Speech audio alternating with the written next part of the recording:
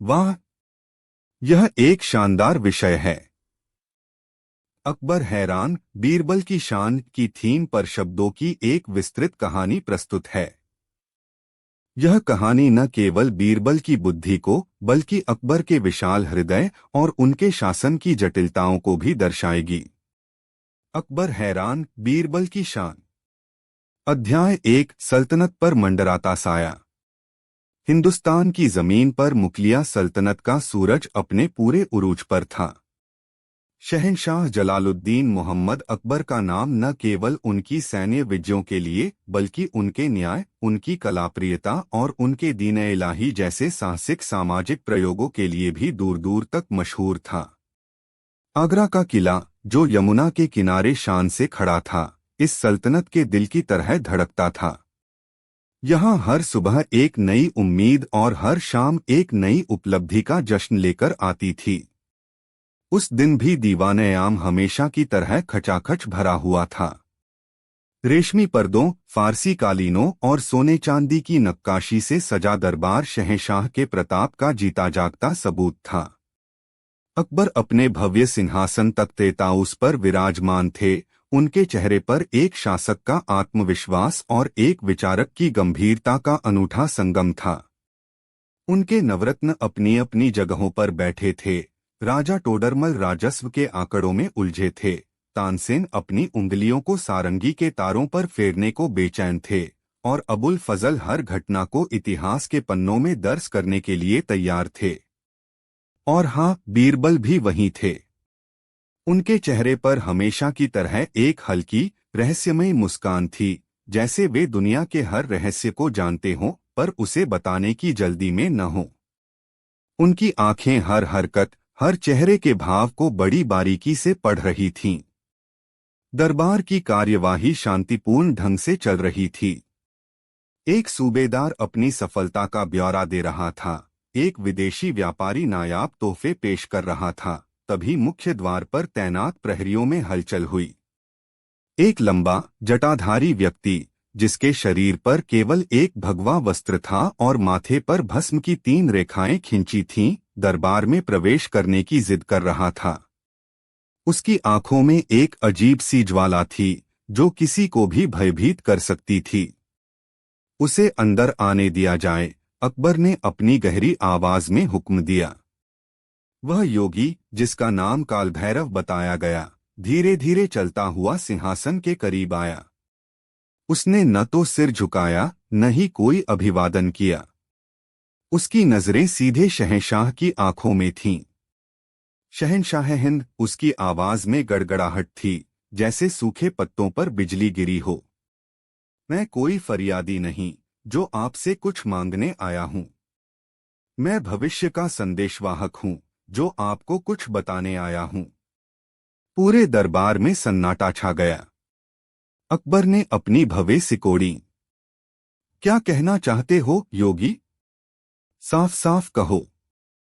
योगी कालभैरव ने अपनी आंखें बंद कीं, एक गहरी सांस ली और फिर उन्हें खोलते हुए कहा, मैंने हिमालय की कंदराओं में वर्षों तक तपस्या की है। मैंने नक्षत्रों की चाल को पढ़ा है, समय के चक्र को समझा है। और मैंने जो देखा है वह शुभ नहीं है, जलालुद्दीन। अकबर के चेहरे पर बेचैनी की हल्की सी लकीर उभरी। कैसा अशुभ? आने वाली पूर्णिमा को, योगी ने अपनी उंगली उठाते हुए घोषणा की, जब चांद अपने पूरे यौवन पर होगा, तब इस सल्तनत का सूरज, मुगलिया सल्तनत का सूरज, हमेशा के लिए अस्त हो जाएगा। यह शब्द नहीं थे, जैसे किसी ने पिघला हुआ सीसा दरबारियों के कानों में डाल दिया हो। तानसेन की उंगलियां सारंगी पर जम गईं, टोडरमल के हाथ से कलम छूट गई और अबुल फजल की आंखें हैरत से फैल गईं।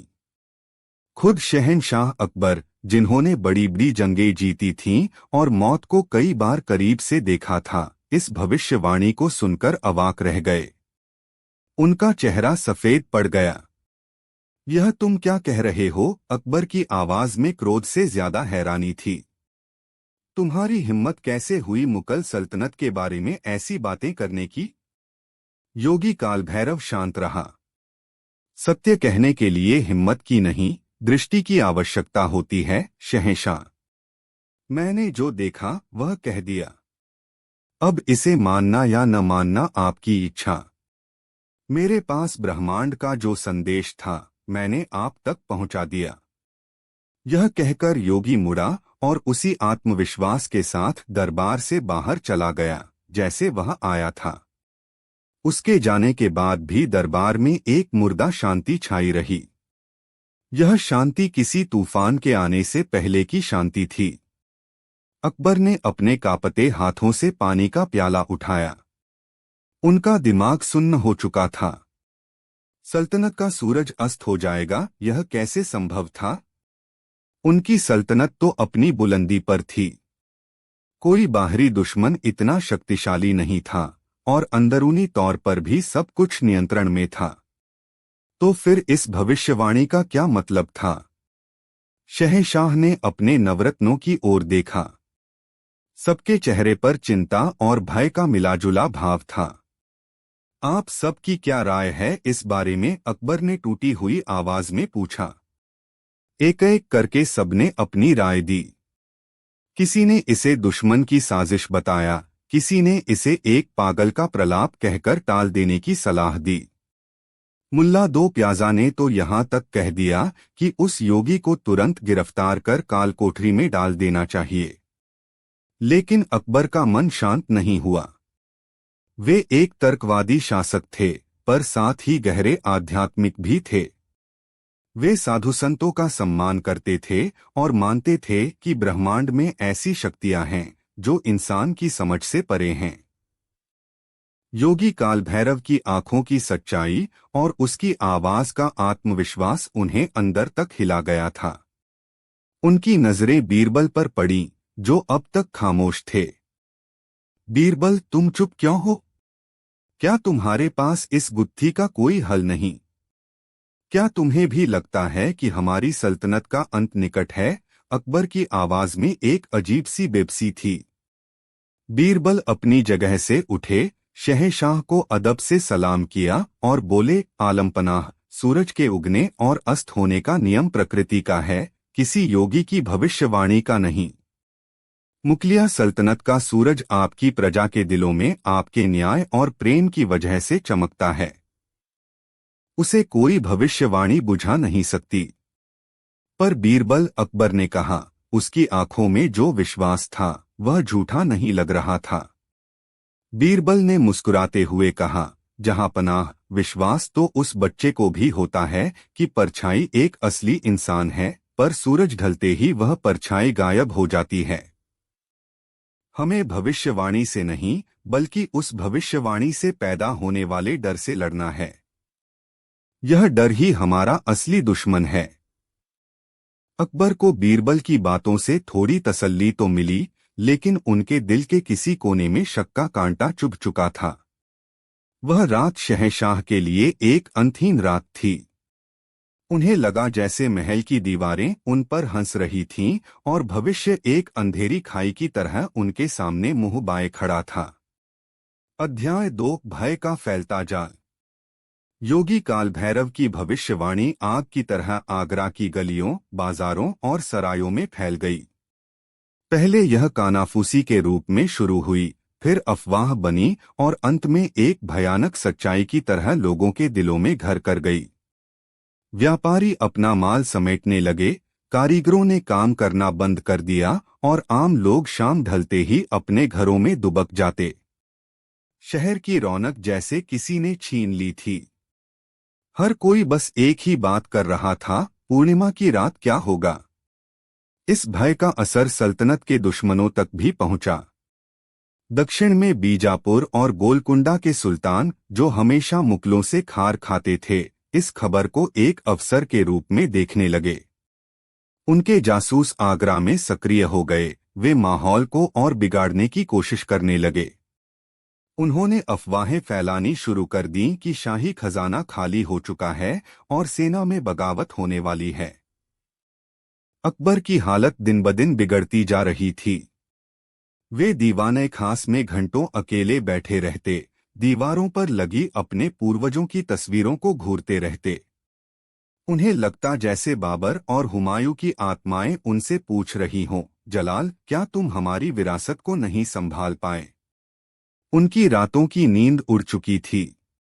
वे अक्सर आधी रात को जाग जाते और पसीने से तरबतर होकर अपने बिस्तर पर बैठ जाते। उन्हें बुरे बुरे सपने आने लगे थे। कभी वे देखते कि तख्ते ताऊस पिघल रहा है, तो कभी देखते कि आगरा के किले पर गिद्ध मंडरा रहे हैं।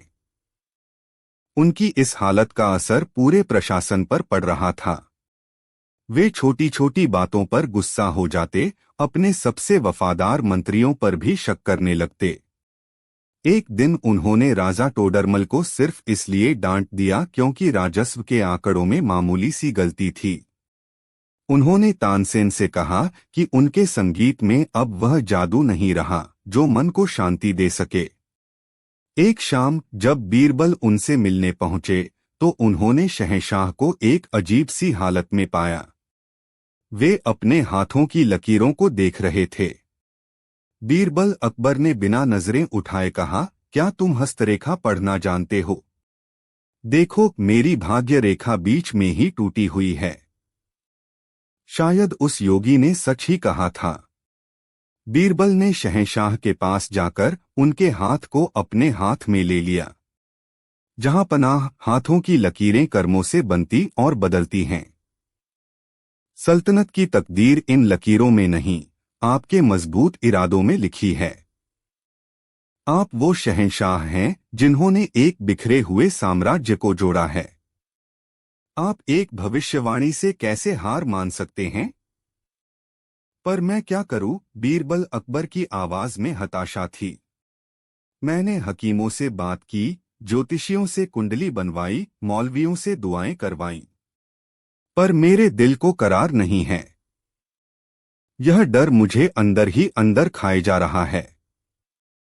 बीरबल समझ गए कि अब मामला केवल एक भविष्यवाणी का नहीं रहा, यह शहंशाह के आत्मविश्वास का सवाल बन गया है।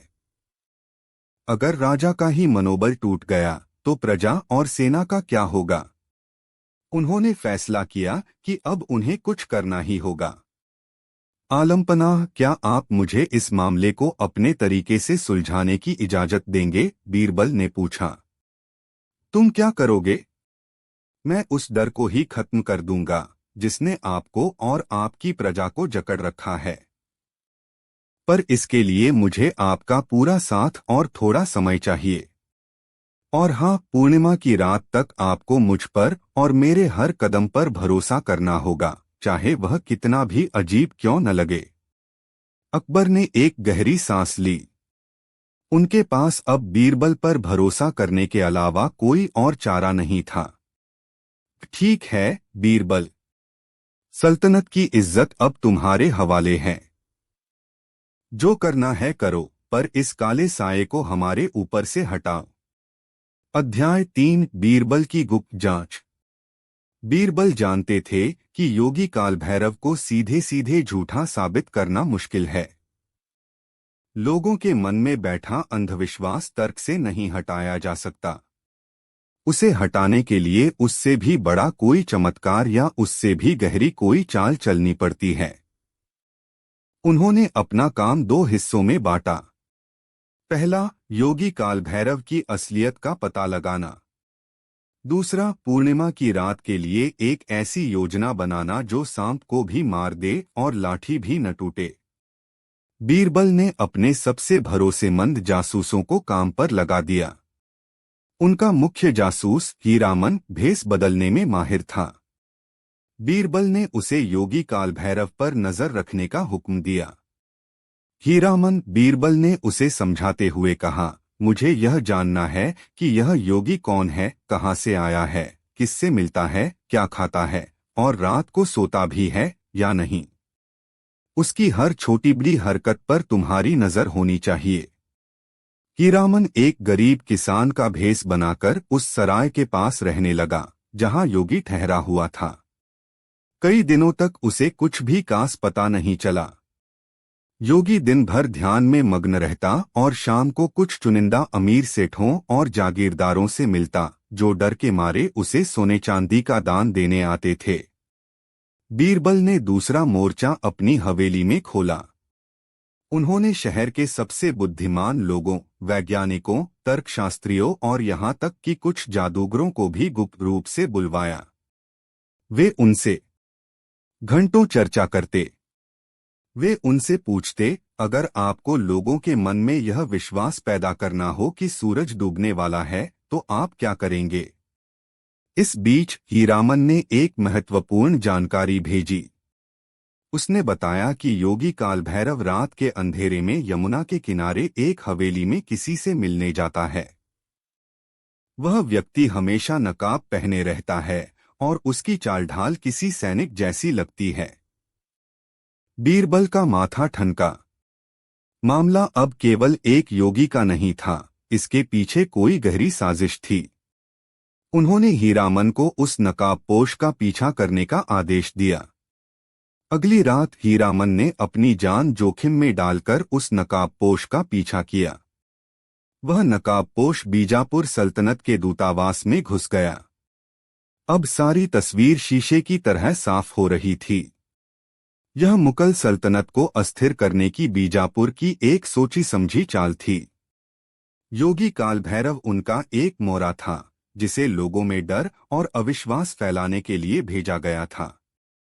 लेकिन अभी भी एक पहेली बाकी थी। यह योगी आखिर है कौन?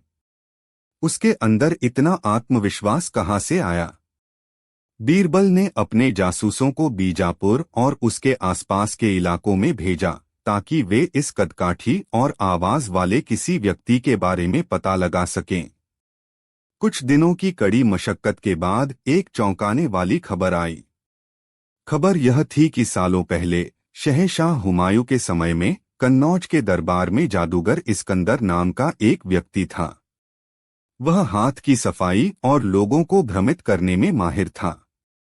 उसने एक बार शहंशाह हुमायूं को धोखा देने की कोशिश की थी, जिसके बाद उसे अपमानित करके देश निकाला दे दिया गया था। कहा जाता है कि उसने कसम खाई थी कि वह एक दिन मुगल सल्तनत से इसका बदला जरूर लेगा। उसका हुलिया और आवाज योगी कालभैरव से काफी मिलती जुलती थी। बीरबल के चेहरे पर वह जानी पहचानी मुस्कान लौट आई। अब उनके पास साजिश के सारे तार थे।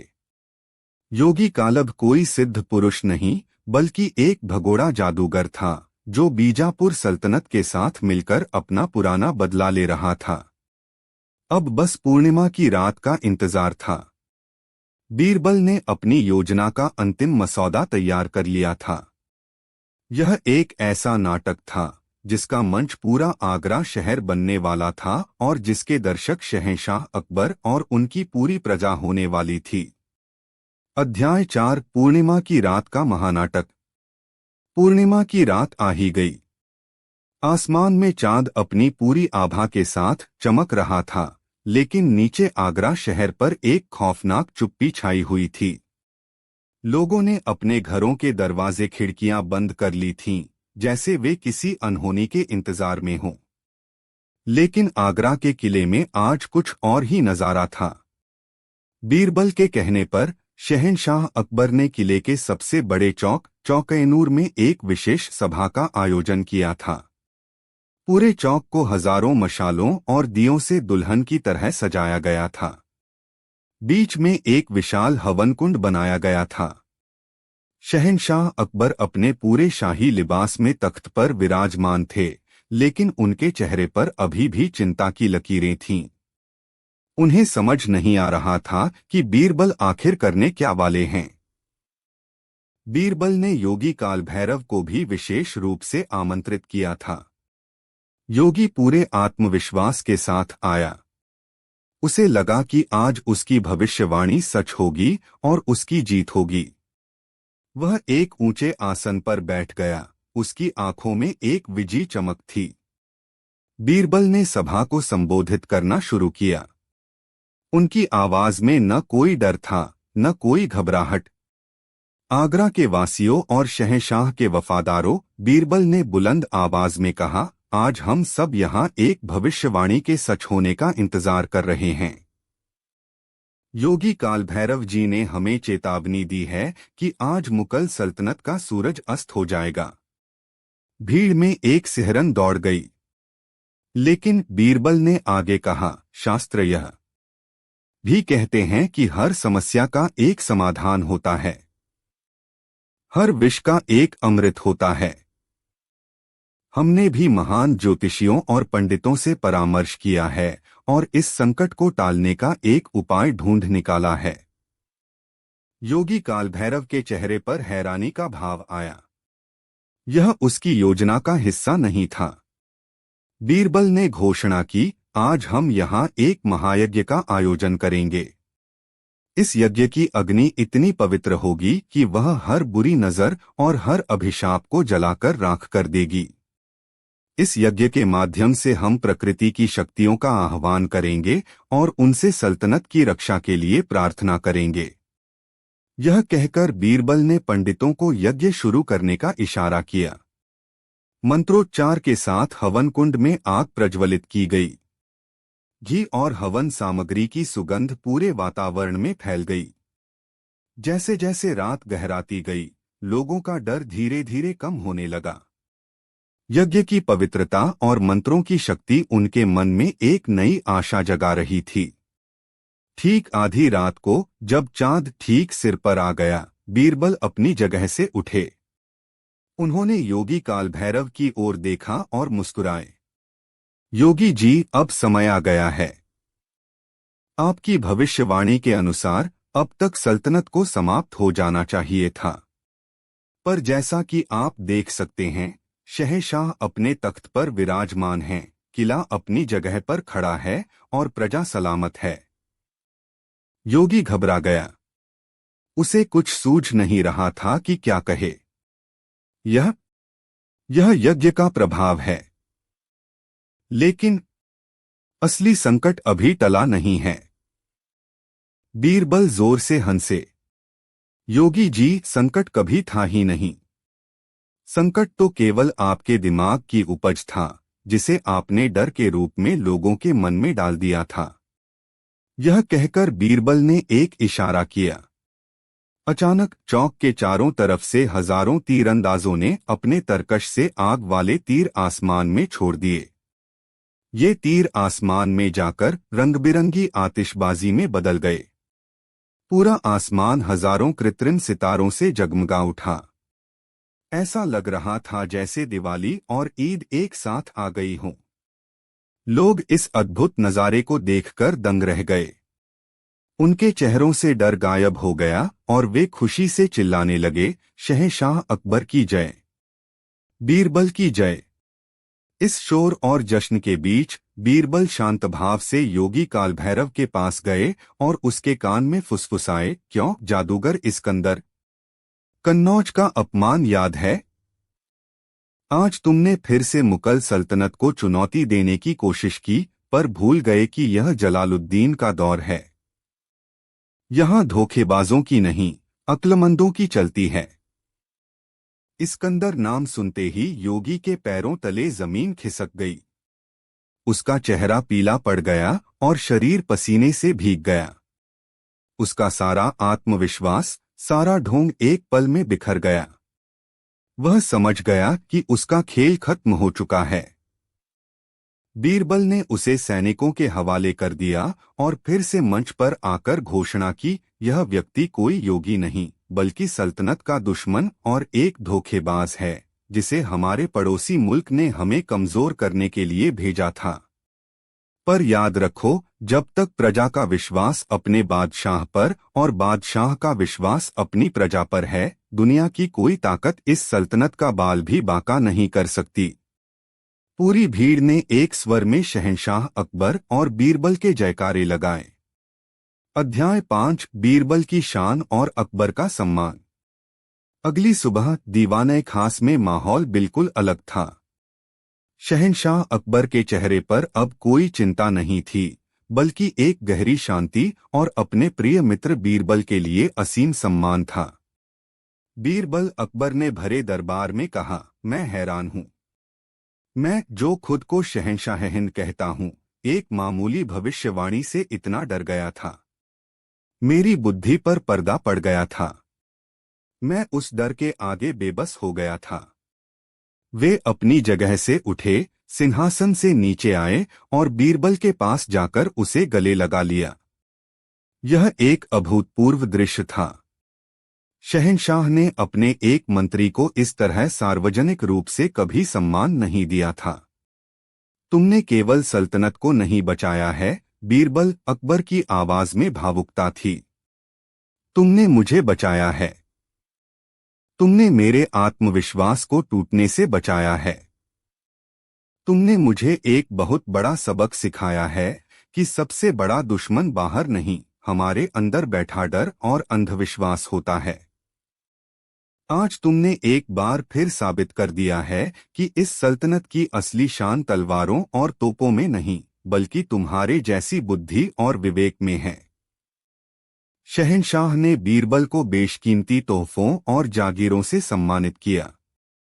लेकिन बीरबल के लिए सबसे बड़ा तोहफा शहंशाह की आंखों में अपने लिए विश्वास और सम्मान देखना था। उस दिन के बाद सल्तनत में एक नई कहावत मशहूर हो गई, जब अकबर हो हैरान तब बढ़ती है बीरबल की शान। वाह! यह एक अद्भुत और प्रेरणादायक शीर्षक है। बीरबल की बात में है दम। यह वाक्यांश बीरबल के चरित्र के सार को पकड़ता है। यह केवल उनकी बुद्धि के बारे में नहीं है, बल्कि उनके शब्दों के प्रभाव, उनकी वाणी की शक्ति और सत्य को उजागर करने की उनकी क्षमता के बारे में है। इस शीर्षक का शब्दों की एक महाकहानी में बदलना एक शानदार चुनौती है। मैं एक ऐसी कहानी की रचना करूंगा जो सिर्फ एक पहेली या एक छोटी सी नोकझोंक नहीं होगी, बल्कि एक जटिल समस्या, एक गहरा षड्यंत्र और मानवीय भावनाओं का एक विस्तृत तानाबाना होगी, जिसे बीरबल केवल और केवल अपनी बातों के दम पर सुलझाते हैं। शीर्षक बीरबल की बात में है दम। लगभग 10,000 शब्द। अध्याय 1, शरेज़रखेज़ और एक छुपी चिंगारी। आगरा, शहंशाह हिंद जलालुद्दीन मोहम्मद अकबर की राजधानी। यह सिर्फ एक शहर नहीं था, यह एक धड़कता हुआ दिल था, जिसकी धमनियों में व्यापार, कला और संस्कृति का लहू बहता था। यमुना के किनारे बसा यह शहर सुबह की पहली किरण के साथ ही जाग उठता था। मीना बाजार की चहल पहल, मसालों की खुशबू, हथौड़ों की लयबद्ध चोट और करघों की खटरतर की आवाजें मिलकर एक ऐसा संगीत बनाती थीं, जो जिंदगी का संगीत था। इस शहर के दो सबसे महत्वपूर्ण स्तंभ थे, बुनकर और लोहार। अंसारी मोहल्ले के बुनकर अपने रेशमी और सूती कपड़ों के लिए दुनिया भर में मशहूर थे। उनके हाथ मानो जादू जानते थे, जो धागों से ख्वाब बुनते थे। उनके मुखिया थे उस्ताद रहमत अली, एक शांत, बुद्धिमान और अनुभवी व्यक्ति, जिनकी आंखों में दशकों का हुनर और समझदारी की चमक थी। दूसरी ओर लोहदली के लोहार अपनी कारीगरी के लिए प्रसिद्ध थे। वे शाही सेना के लिए बेहतरीन तलवारें, ढालें और कवच बनाते थे, और आम लोगों के लिए मजबूत औजार। उनके मुखिया थे भैरों सिंह, एक मजबूत कदकाठी के, गर्म मिजाज लेकिन दिल के सच्चे इंसान। उनकी आवाज उनके हथौड़े की तरह ही बुलंद थी। दोनों समुदायों के बीच एक पेशेवर प्रतिद्वंद्विता तो थी, लेकिन साथ ही एक दूसरे पर निर्भरता का एक गहरा रिश्ता भी था। बुनकरों को अपने करघों के लिए पुर्जे लोहारों से चाहिए होते थे, और लोहारों के परिवार बुनकरों के बनाए कपड़े पहनते थे। ईद पर लोहारों के घर सिवैयां पहुंचती थीं, और दिवाली पर बुनकरों के घर दिए और मिठाइयां। अकबर के न्यायप्रिय शासन में यह सद्भाव शहर की शान था। लेकिन हर रोशनी के नीचे एक परछाई होती है। आगरा के सबसे अमीर व्यापारियों में से एक था सौदागर जोरावर सिंह। जोरावर की नजर हमेशा मुनाफे पर रहती थी। वह रेशम का व्यापार भी करता था और धातु का भी। उसने कई बार दोनों समुदायों पर अपना एकाधिकार स्थापित करने की कोशिश की, लेकिन उस्ताद रहमत की बुद्धिमानी और भैरों सिंह की एकता ने उसकी दाल नहीं गलने दी। जोरावर जानता था कि जब तक ये दोनों समुदाय एकजुट हैं, वह उन्हें अपनी शर्तों पर नहीं झुका सकता। वह एक मौके की तलाश में था, एक ऐसी चिंगारी की जो पूरे जंगल में आग लगा दे। और एक रात उसे वह मौका मिल गया। उस रात अमावस्या थी। आसमान में न चांद था, न तारे। बाजार बंद हो चुके थे और गलियां सुनसान थीं। अचानक रात के गहरे सन्नाटे को चीरती हुई एक चीख उठी, आग! आग! बाजार में आग लग गई। देखते ही देखते लपटों ने विकराल रूप ले लिया। आग अंसारी मोहल्ले की एक दुकान से शुरू हुई थी, लेकिन सूखी लकड़ी और कपड़ों के कारण वह तेजी से फैली और जल्द ही उसने लोहगली के एक हिस्से को भी अपनी चपेट में ले लिया। जब तक शाही दमकल दस्ता पहुंचता और लोग आग पर काबू पाते, तब तक दर्जनों दुकानें जलकर खाक हो चुकी थीं। रेशम के थान राख में बदल गए थे और मेहनत से बनाई गई तलवारें गर्मी से पिघलकर बेडौल हो गई थीं। अगली सुबह बाजार एक श्मशान जैसा लग रहा था। हवा में जले हुए कपड़े और पिघली हुई धातु की गंध थी। लोगों के चेहरों पर दुहक, सदमा और गुस्सा था। उनकी जिंदगी भर की कमाई एक रात में स्वाहा हो चुकी थी। इसी दुहक और गुस्से के माहौल में जोरावर सिंह ने अपनी पहली चाल चली। उसने अपने कुछ विश्वासपात्रों को भीड़ में भेज दिया, जो धीरे धीरे कानाफूसी करने लगे। यह आग लगी नहीं, लगाई गई है, एक आदमी ने लोहारों के समूह से कहा। मैंने खुद बुनकरों के एक लड़के को देर रात वहां से भागते हुए देखा था। बुनकर हमसे जलते हैं, दूसरे ने भैरों सिंह के कान में फुसफुसाया। शहंशाह ने हाल ही में हमारे बनाए शस्त्रों के लिए एक बड़ा इनाम दिया था। वे हमारी तरक्की नहीं देख सकते। यही जहर बुनकरों के बीच भी घोला जा रहा था। यह जरूर लोहारों का काम है, एक औरत रोते हुए बोली। उनकी भट्टियों की चिंगारियां अक्सर उड़कर यहां तक आती हैं। उन्होंने जानबूझकर लापरवाही की है। वे चाहते थे कि हमारा व्यापार ठप हो जाए ताकि वे सस्ते में हमारी दुकानें खरीद सकें, एक नौजवान बुनकर ने गुस्से में कहा। एक छोटी सी चिंगारी जिसे जोरावर सिंह ने हवा दी थी, अब धीरे धीरे नफरत की आग में बदल रही थी। दशकों पुराना विश्वास और सद्भाव धुएं में खो रहा था। जो लोग कल तक एक दूसरे के दुख सुख के साथी थे, आज एक दूसरे को शक और नफरत की निगाह से देख रहे थे। मामला शहंशाह अकबर के दरबार तक पहुंच गया। अध्याय 2, लफ्जों का ज़हर। अगले दिन दीवान-ए-आम खचाखच भरा हुआ था। लेकिन आज वहां न कोई उत्सव था, न कोई कला का प्रदर्शन। माहौल में एक भारी तनाव था।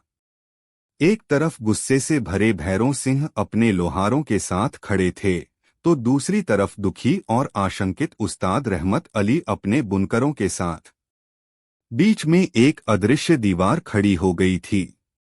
अकबर सिंहासन पर बैठे थे, उनका चेहरा गंभीर था। उन्होंने अपने जीवन में बड़ी बड़ी जंगें देखी थीं, लेकिन अपने ही शहर में अपने ही लोगों के बीच ऐसी नफरत देखकर उनका दिल व्यथित था। यह क्या हो रहा है हमारे आगरा में? शहंशाह गरजे। तुम लोग जो पीढ़ियों से भाइयों की तरह रहते आए हो, आज एक दूसरे के खून के प्यासे क्यों हो गए हो? भैरों सिंह आगे बढ़े। इंसाफ जहांपनाह। हमें इंसाफ चाहिए। इन बुनकरों ने हमारी रोजी रोटी छीन ली है। इन्होंने हमारी दुकानों में आग लगाई है। हमारे पास गवाह हैं। यह झूठ है, एक नौजवान बुनकर चिल्लाया। आग हमारी तरफ से शुरू हुई, लेकिन लगाई इन्होंने है। इनकी भट्टियों की वजह से यह हादसा हुआ। देखते ही देखते दरबार एक युद्ध के मैदान में बदल गया। दोनों तरफ से आरोप प्रत्यारोप होने लगे। आवाजें ऊंची होती गईं और बात लगभग हाथापाई तक पहुंच गई। खामोश अकबर की कड़क आवाज ने सबको चुप करा दिया। यह दरबार है, कोई मछली बाजार नहीं। हम इस मामले की पूरी तहकीकात करवाएंगे। जब तक सच सामने नहीं आता, कोई भी कानून अपने हाथ में नहीं लेगा। शहंशाह ने अपने सबसे भरोसेमंद जासूसों को काम पर लगा दिया, लेकिन मामला उलझा हुआ था। कोई ठोस सबूत नहीं था। केवल अफवाहें, सुनी सुनाई बातें और एक दूसरे के प्रति बढ़ती नफरत थी। जोरावर सिंह ने अपना जाल इतनी चतुराई से बुना था कि हर कोई उसमें उलझता जा रहा था। वह पर्दे के पीछे रहकर दोनों पक्षों को भड़का रहा था, उन्हें कानूनी लड़ाई के लिए पैसा उधार देने का नाटक कर रहा था और साथ ही जले हुए माल को कौड़ियों के दाम खरीदने की पेशकश भी कर रहा था। दिन बीतते गए और शहर की स्थिति बदतर होती गई। लड़ाई झगड़े आम हो गए। बाजार का पुनर्निर्माण रुक गया। शहर की अर्थव्यवस्था चरमराने लगी। अकबर की सारी कोशिशें नाकाम हो रही थीं।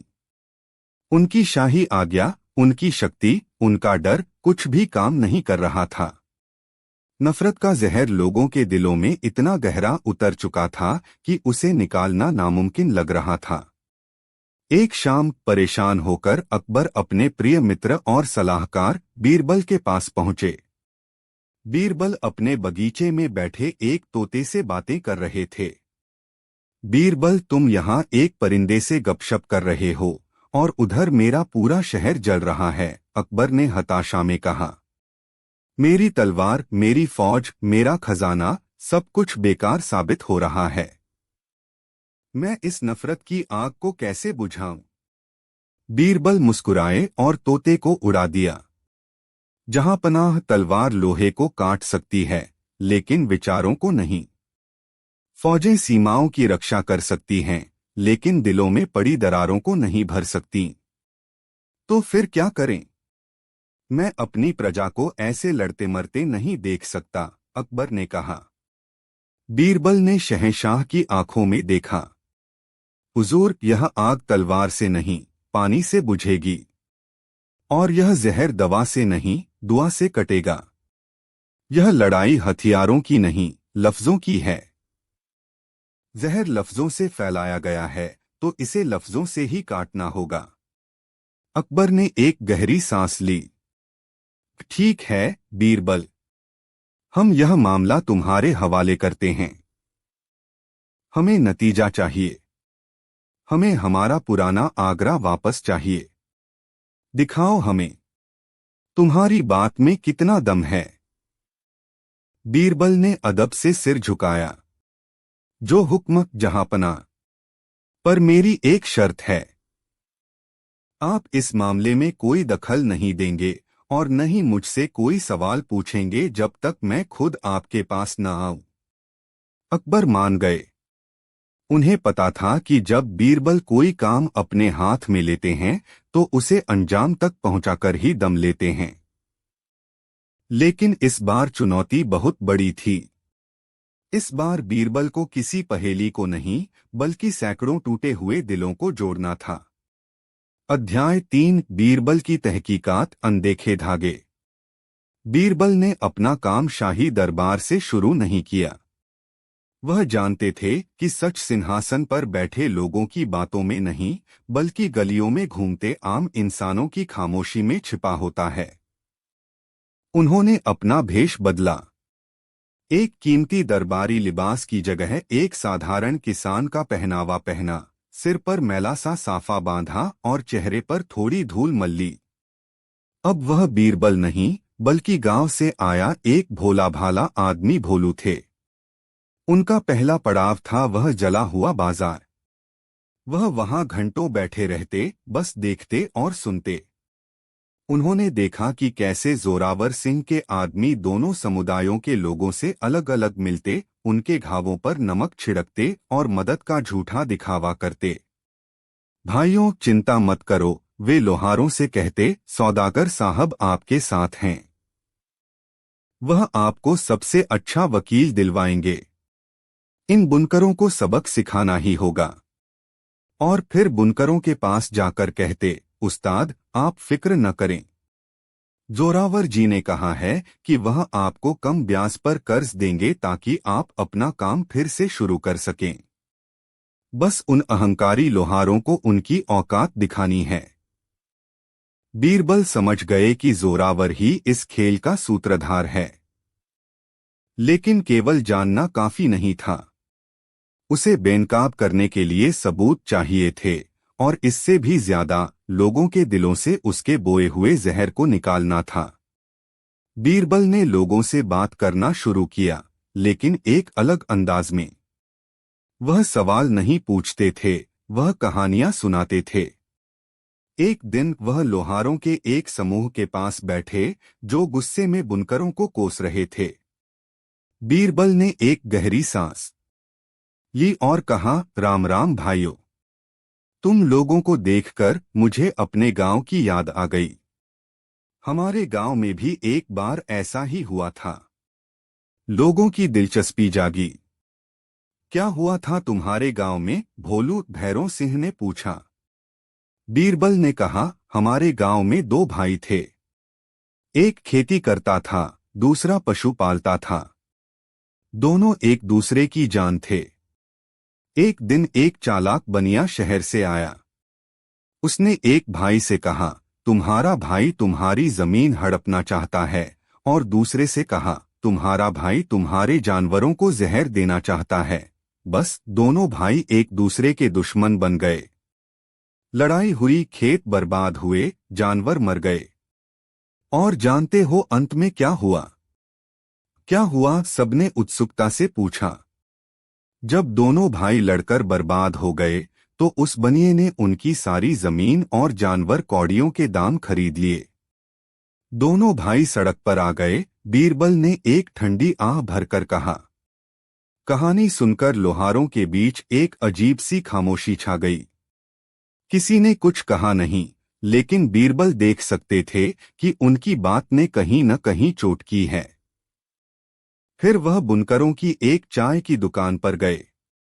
वहां भी मातम और गुस्से का माहौल था। बीरबल ने वहां एक और कहानी सुनाई।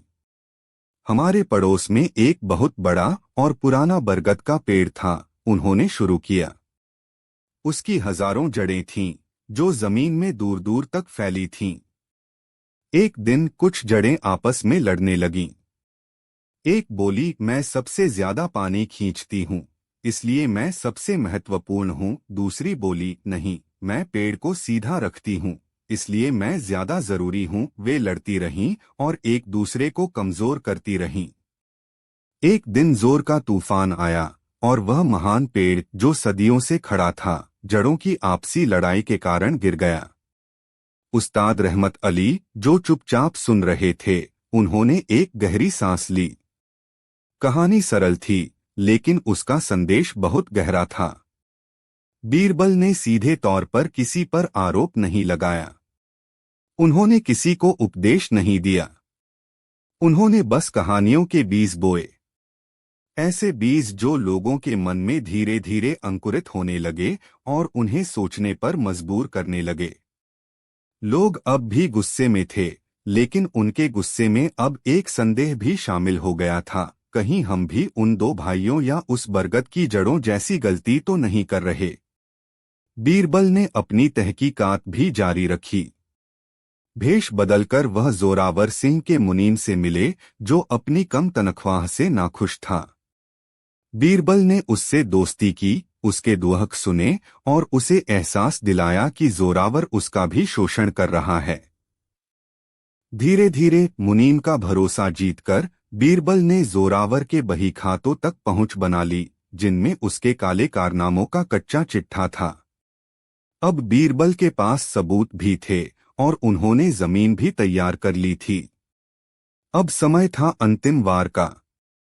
एक ऐसा वार जो शब्दों से किया जाना था और जिसका मंच था शहंशाह अकबर का दरबार। अध्याय 4, सवाल पूछने की कला। बीरबल जानते थे कि जोरावर सिंह को सीधे सीधे बेनकाब करना खतरनाक हो सकता है। जोरावर एक प्रभावशाली व्यक्ति था और आसानी से मुकर सकता था। उसे उसी के बुने जाल में फंसाना था। बीरबल ने शहंशाह अकबर से एक विशेष महापंचायत आयोजित करने का अनुरोध किया। जहांपनाह, बीरबल ने कहा, अब समय आ गया है कि दूध का दूध और पानी का पानी हो जाए। हम एक खुली पंचायत बुलाएंगे जहां दोनों समुदाय, सभी दरबारी और सौदागर जोरावर सिंह भी मौजूद होंगे। हम सबको अपनी बात रखने का मौका देंगे। अकबर सहमत हो गए। पंचायत की खबर पूरे आगरा में फैल गई। जोरावर सिंह बहुत खुश हुआ। उसे लगा कि यह उसके लिए अपनी जीत पर मुहर लगाने का एक शानदार मौका है।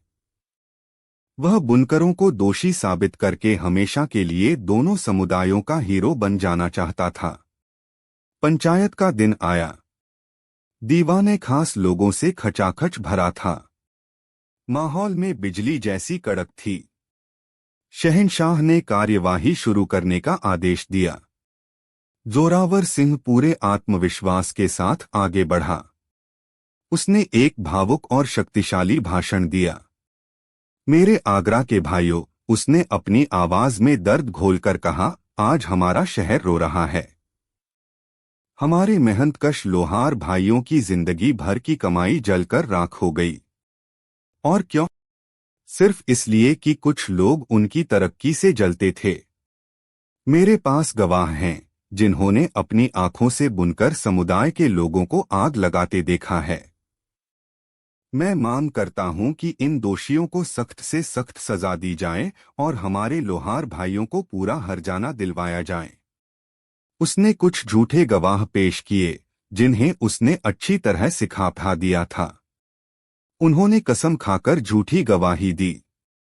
माहौल लोहारों के पक्ष में और बुनकरों के खिलाफ होता जा रहा था। भैरों सिंह की आंखों में खून उतर आया था। उस्ताद रहमत अली का सिर शर्म और बेबसी से झुक गया था। जब जोरावर ने अपनी बात खत्म की तो ऐसा लगा जैसे उसने बाजी जीत ली है। अब बीरबल की बारी थी। वह शांत भाव से आगे बढ़े। उन्होंने जोरावर से कोई बहस नहीं की। उन्होंने गवाहों को झूठा नहीं कहा। उन्होंने बस मुस्कुराकर जोरावर से एक बहुत ही सरल सा सवाल पूछा। सौदागर साहब, आप बहुत दरियादिल इंसान हैं। आपने दोनों समुदायों की बड़ी मदद की है। क्या आप दरबार को बता सकते हैं कि आग लगने के बाद आपने जले हुए रेशम और पिघली हुई धातु को खरीदने के लिए कितनी बोली लगाई थी? यह एक अप्रत्याशित सवाल था। जोरावर एक पल के लिए हकलाया। मैं तो बस उनकी मदद कर रहा था। मैंने बाजार भाव से ही।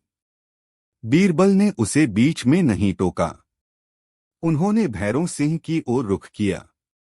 भैरों सिंह जी, आप एक बहादुर और ईमानदार आदमी हैं।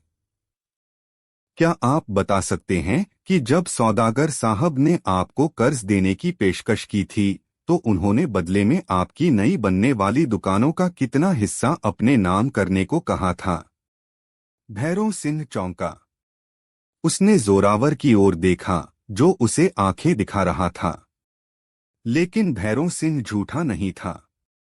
उसने सच बता दिया। फिर बीरबल उस्ताद रहमत अली की ओर मुड़े। उस्ताद, सौदागर साहब ने आपको भी मदद की पेशकश की थी। क्या उन्होंने यह शर्त रखी थी कि भविष्य में आप अपना सारा रेशम केवल उन्हीं को बेचेंगे, वह भी उनके तय किए हुए दाम पर? उस्ताद रहमत ने कांपते हुए हाँ में सिर हिलाया। बीरबल के इन 3 सवालों ने माहौल बदलना शुरू कर दिया था। लोग अब एक दूसरे को नहीं बल्कि जोरावर सिंह को संदेह की नजर से देख रहे थे। बीरबल ने एक भी आरोप नहीं लगाया था, लेकिन उनके सवालों ने जोरावर के नेक इरादों का नकाब उतारना शुरू कर दिया था। अब बीरबल ने अपना अगला कदम उठाया। उन्होंने उन झूठे गवाहों को फिर से बुलाया। तुमने कहा कि तुमने आग लगने वाली रात करीम चाचा के बेटे रहीम को वहां से भागते देखा था। बीरबल ने पहले गवाह से पूछा। जी हुजूर, मैंने देखा था, उसने दृढ़ता से कहा। अच्छा, बीरबल ने कहा। यह बताओ उस रात आसमान कैसा था। आसमान आसमान साफ था, तारे चमक रहे थे। गवाह ने अटकते हुए कहा, क्योंकि उसे जोरावर ने यही सिखाया था ताकि वह कह सके कि उसने रोशनी में चेहरा देखा। बीरबल मुस्कुराए। अद्भुत, क्योंकि शाही ज्योतिषी के अनुसार उस रात अमावस्या थी और आसमान में घने बादल छाए हुए थे। इतनी घनघोर अंधेरी रात में तुमने बिना किसी मशाल के एक भागते हुए लड़के का चेहरा कैसे पहचान लिया? गवाह का चेहरा सफेद पड़ गया। उसकी चोरी पकड़ी गई थी। बीरबल ने दूसरे गवाह से पूछा, तुमने कहा कि तुमने लोहारों की भट्टी से एक बड़ी चिंगारी को बुनकरों की दुकान पर गिरते देखा था। तुम उस वक्त कहाँ थे? मैं अपनी छत पर था, उसने जवाब दिया। तुम्हारी दुकान तो लोहगली के दूसरे कोने पर है और बीच में 4 बड़ी इमारतें हैं। क्या तुम्हारी आंखों में ऐसी दिव्य शक्ति है कि तुम दीवारों के आर पार भी देख सकते हो? दूसरा गवाह भी लाजवाब हो गया। बीरबल ने एक भी बार तुम झूठे हो नहीं कहा। उन्होंने सिर्फ सवाल पूछे, ऐसे सवाल जिनका जवाब झूठ नहीं दे सकता था। उनकी बात में तर्क का ऐसा दम था कि झूठ के बड़े बड़े महल ताश के पत्तों की तरह ढह रहे थे। अब बीरबल ने अपना ब्रह्मास्त्र चलाया। जहां पनाह, उन्होंने कहा, अब मैं अपना आखिरी गवाह पेश करना चाहता हूं। उन्होंने इशारा किया और दरबार में एक पतला दुबला दरासमा आदमी दाखिल हुआ। वह जोरावर सिंह का मुनीम था। जोरावर उसे देखकर खड़ा हो गया। यह यहां क्या कर रहा है? मुनीम ने कांपते हाथों से एक बही खाता बीरबल को दिया। बीरबल ने वह बही खाता खोला। जहां पनाह, इस बही खाते में सौदागर जोरावर सिंह की अपनी लिखावट में यह योजना दर्ज है कि कैसे दोनों समुदायों को लड़वाकर पूरे बाजार पर कब्जा किया जाए। इसमें उन लोगों के नाम भी हैं जिन्हें आग लगाने और झूठी गवाही देने के लिए पैसे दिए गए थे। सबूत अकाट्य था। जोरावर का चेहरा देखने लायक था। उसका सारा आत्मविश्वास, सारा अहंकार हवा हो गया था। वह भागने की कोशिश करने लगा, लेकिन शाही हवलदारों ने उसे पकड़ लिया। सच सामने आ चुका था। आग न तो बुनकरों ने लगाई थी, न लोहारों की लापरवाही से लगी थी। यह एक सोची समझी साजिश थी। अध्याय 5, महाअदालत, सत्य का मंच। सत्य के उजागर होते ही दीवाने खास में एक गहरा सन्नाटा छा गया। भैरों सिंह और उस्ताद रहमत अली एक दूसरे को देख रहे थे। उनकी आंखों में अब गुस्सा नहीं, बल्कि गहरा पछतावा और शर्मिंदगी थी। वे समझ गए थे कि वे एक बाहरी दुश्मन के हाथों की कठपुतलियां बन गए थे और एक दूसरे को ही अपना दुश्मन समझ बैठे थे। जोरावर सिंह जंजीरों में जकड़ा खड़ा था, उसका सिर झुका हुआ था। उसके शब्दों का जहर अब बेअसर हो चुका था और बीरबल के शब्दों का सच एक चमकदार सूरज की तरह चमक रहा था। शहंशाह अकबर का चेहरा गुस्से से लाल था। उन्होंने जोरावर को ऐसी सजा सुनाई जो दूसरों के लिए एक मिसाल बन गई। उसकी सारी संपत्ति जब्त करके आग पीड़ितों में बांटने और उसे आजीवन कारावास का हुक्म दिया गया। लेकिन मामला अभी खत्म नहीं हुआ था। अपराधी को सजा मिल गई थी, पर जो जख्म दिलों पर लगे थे वे अभी भी हरे थे। अकबर ने भैरों सिंह और उस्ताद रहमत की ओर देखा। और तुम दोनों भी बराबर के दोषी हो। तुम लोगों ने अक्ल से काम क्यों नहीं लिया? एक दूसरे पर भरोसा करने के बजाय एक लालची सौदागर की बातों में क्यों आ गए? तुम लोगों की मूर्खता ने मेरे शहर की शांति भंग कर दी। शहंशाह का गुस्सा जायज था। भैरों सिंह और उस्ताद रहमत दोनों ने शर्म से सिर झुका लिया। अब बीरबल फिर से आगे बढ़े। इस बार उनकी आवाज में न तर्क की धार थी, न सवालों की चुभन। इस बार उनकी आवाज में एक मरहम जैसी नरमी थी। जहां पनाह, इन्हें क्षमा कर दें, बीरबल ने विनम्रता से कहा। जब किसी का घर जलता है तो उसका विवेक भी धुएं में खो जाता है। दुख और क्रोध इंसान को अंधा बना देते हैं। इन्होंने गलती की, लेकिन ये बुरे लोग नहीं हैं। ये वही लोग हैं जिन्होंने दशकों से इस शहर को अपनी मेहनत से सींचा है। फिर वे भैरव सिंह और उस्ताद रहमत की ओर मुड़े। उनकी आवाज में अब एक पिता जैसी आत्मीयता थी। उस्ताद भैरव भाई, क्या आप भूल गए? जब भैरव भाई के बेटे को तेज बुखार था तो कौन हकीम साहब को आधी रात में बुलाकर लाया था? आप, उस्ताद रहमत।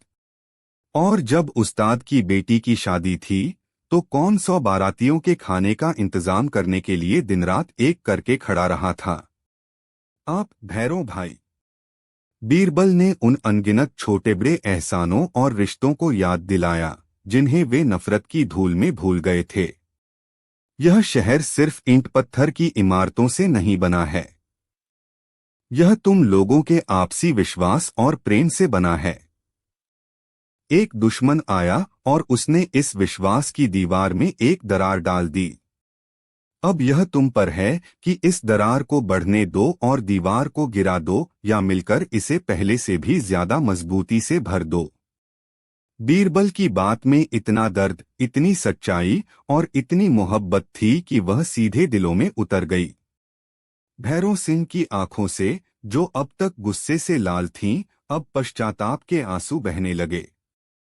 वह आगे बढ़े और उस्ताद रहमत अली के पैरों में गिर पड़े। मुझे माफ कर दो उस्ताद, मैं अंधा हो गया था। उस्ताद रहमत ने उन्हें उठाकर गले से लगा लिया। नहीं भाई, गलती मेरी भी थी। मैंने भी शक को अपने दिल में जगह दी। वह दृश्य इतना भावुक था कि पूरे दरबार की आंखें नम हो गईं। दो समुदाय जो एक दूसरे के खून के प्यासे हो गए थे, अब एक दूसरे के आंसू पोंछ रहे थे। बीरबल की बात ने वह कर दिखाया था जो शहंशाह का हुक्म नहीं कर सका था। उसने न केवल सच को उजागर किया था बल्कि टूटे हुए दिलों को भी जोड़ दिया था। अध्याय 6 मरहम लगाते लफ्ज। यह कहानी सिर्फ एक भविष्यवाणी को झूठा साबित करने की नहीं थी। यह कहानी थी तर्क की अंधविश्वास पर विजय की, साहस की भय पर विजय की और एक सच्चे मित्र और सलाहकार के महत्व की। बीरबल ने यह साबित कर दिया था कि सबसे बड़ी शक्ति ज्ञान है और जो उस ज्ञान का सही समय पर सही तरीके से उपयोग करता है वही सच्चा विजेता होता है। और इस तरह मुगलिया सल्तनत का सूरज शहंशाह अकबर के न्याय और बीरबल की बुद्धिमत्ता की रोशनी में और भी शान से चमकता रहा।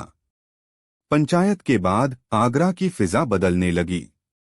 जोरावर सिंह की जब्त की गई संपत्ति और शाही खजाने से मिली मदद से बाजार का पुनर्निर्माण शुरू हुआ। लेकिन इस बार कुछ अलग था। बीरबल के सुझाव पर यह तय हुआ कि बाजार को दोनों समुदाय मिलकर बनाएंगे। लोहारों ने बुनकरों के लिए नए करघे और औजार बनाए और बुनकर, वाह, यह एक असाधारण और बेहद दिलचस्प चुनौती है।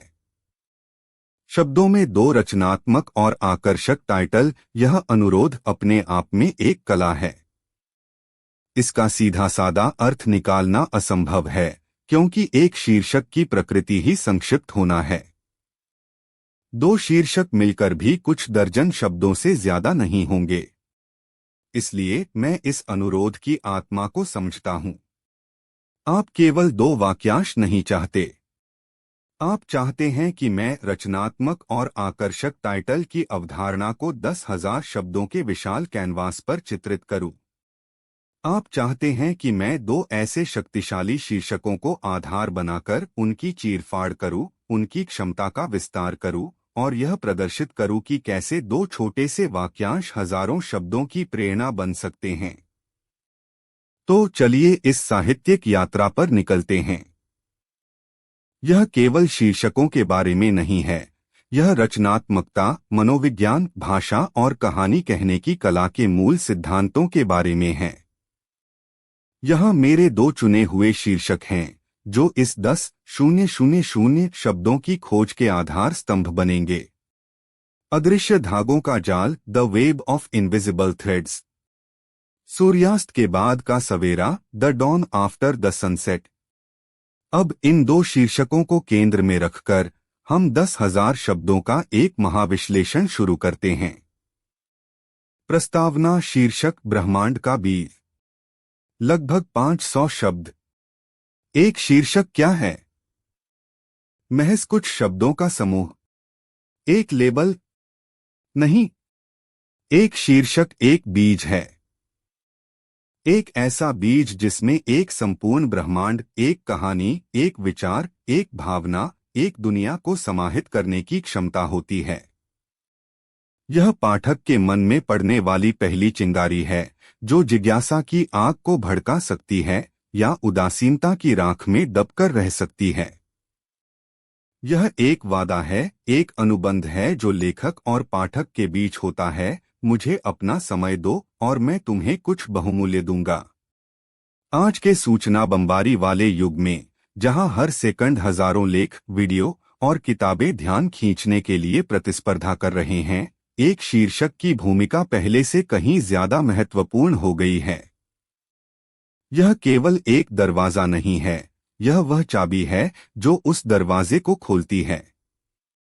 यह वह मंत्र है जो पाठक को अपनी दुनिया में खींच लाता है।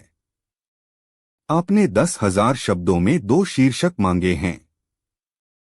यह अनुरोध इस बात का प्रतीक है कि आप एक शीर्षक के सही अर्थ से कहीं ज्यादा गहरे में उतरना चाहते हैं। आप समझना चाहते हैं कि एक महान शीर्षक कैसे गढ़ा जाता है, उसकी नसंस में क्या बहता है और कैसे वह अलग अलग संदर्भों में नए नए अर्थ ग्रहण कर सकता है। इस विशाल विश्लेषण में हम अपने 2 आधार स्तंभों, अदृश्य धागों का जाल और सूर्यास्त के बाद का सवेरा का उपयोग करेंगे। हम देखेंगे कि ये शीर्षक कैसे मनोविज्ञान, भाषा विज्ञान और कला के सिद्धांतों का उपयोग करते हैं।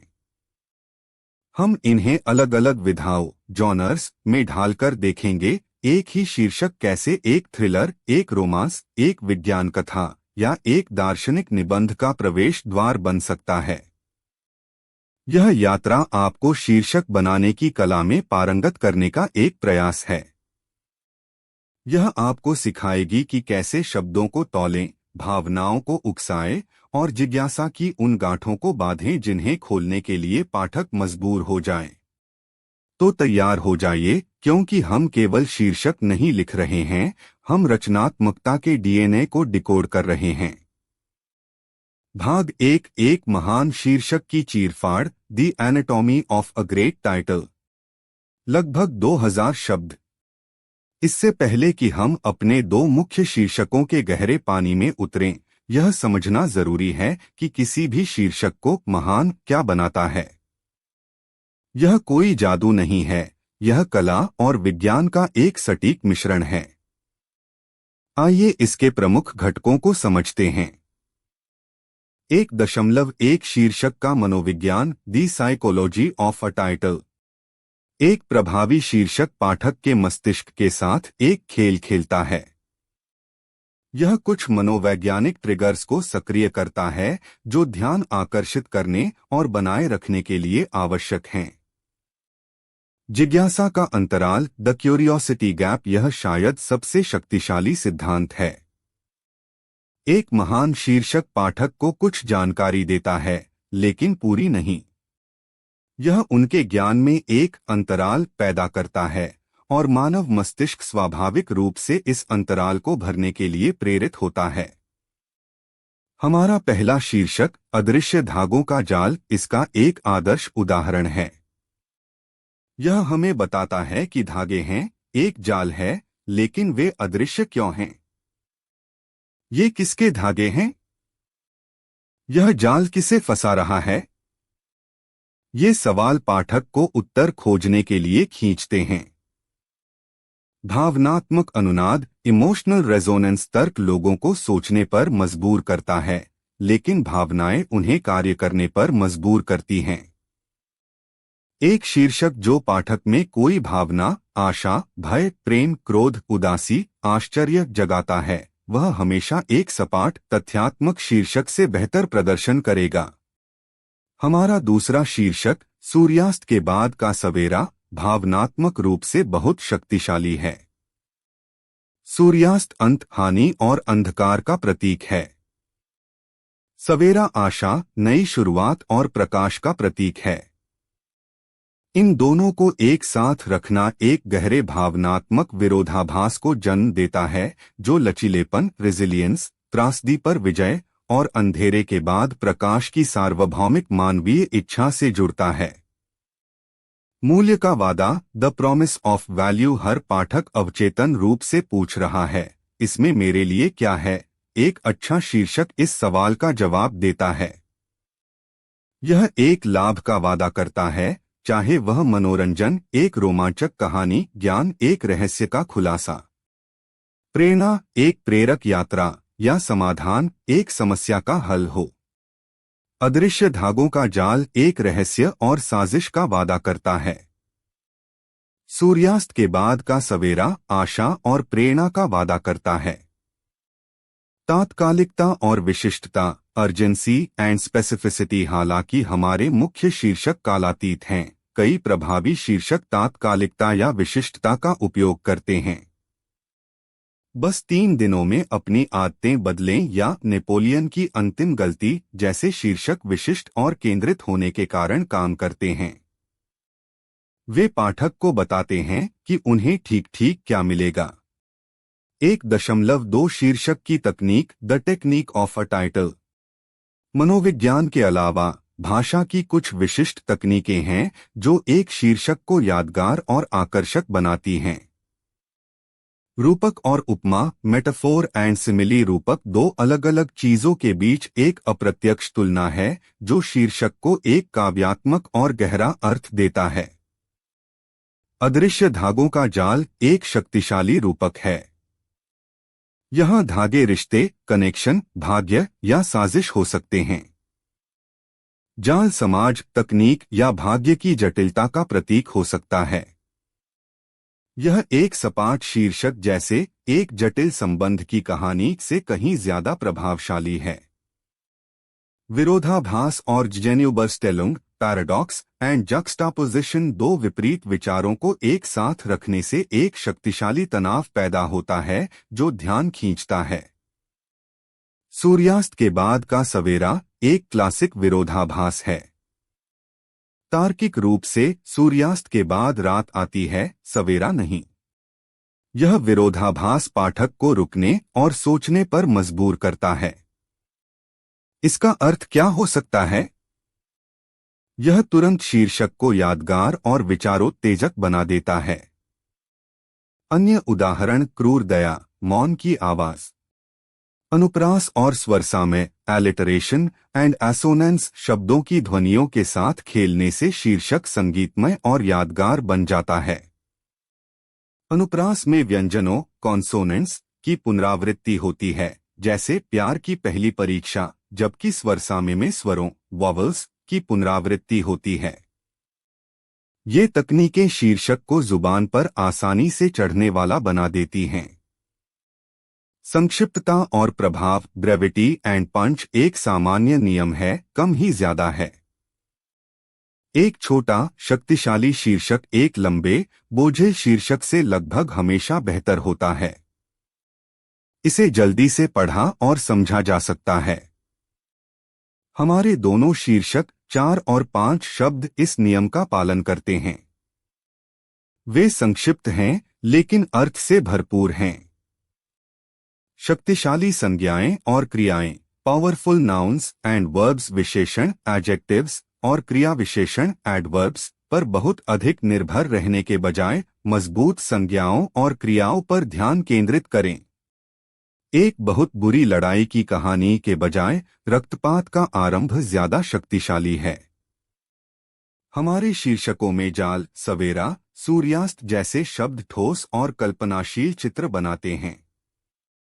इस सैद्धांतिक आधार के साथ अब हम अपने 2 मुख्य शीर्षकों के व्यावहारिक अनुप्रयोग और उनकी असीम क्षमता का पता लगाने के लिए तैयार हैं। भाग 2 केस स्टडी 1 अदृश्य धागों का जाल। लगभग 3000 शब्द। यह शीर्षक रहस्य, साजिश और जटिलता का प्रतीक है। यह उन शक्तियों के बारे में बात करता है जिन्हें हम देख नहीं सकते लेकिन महसूस कर सकते हैं। आइए इस शीर्षक के हर पहलू को खोलकर देखें और इसकी बहुमुखी प्रतिभा का अन्वेषण करें।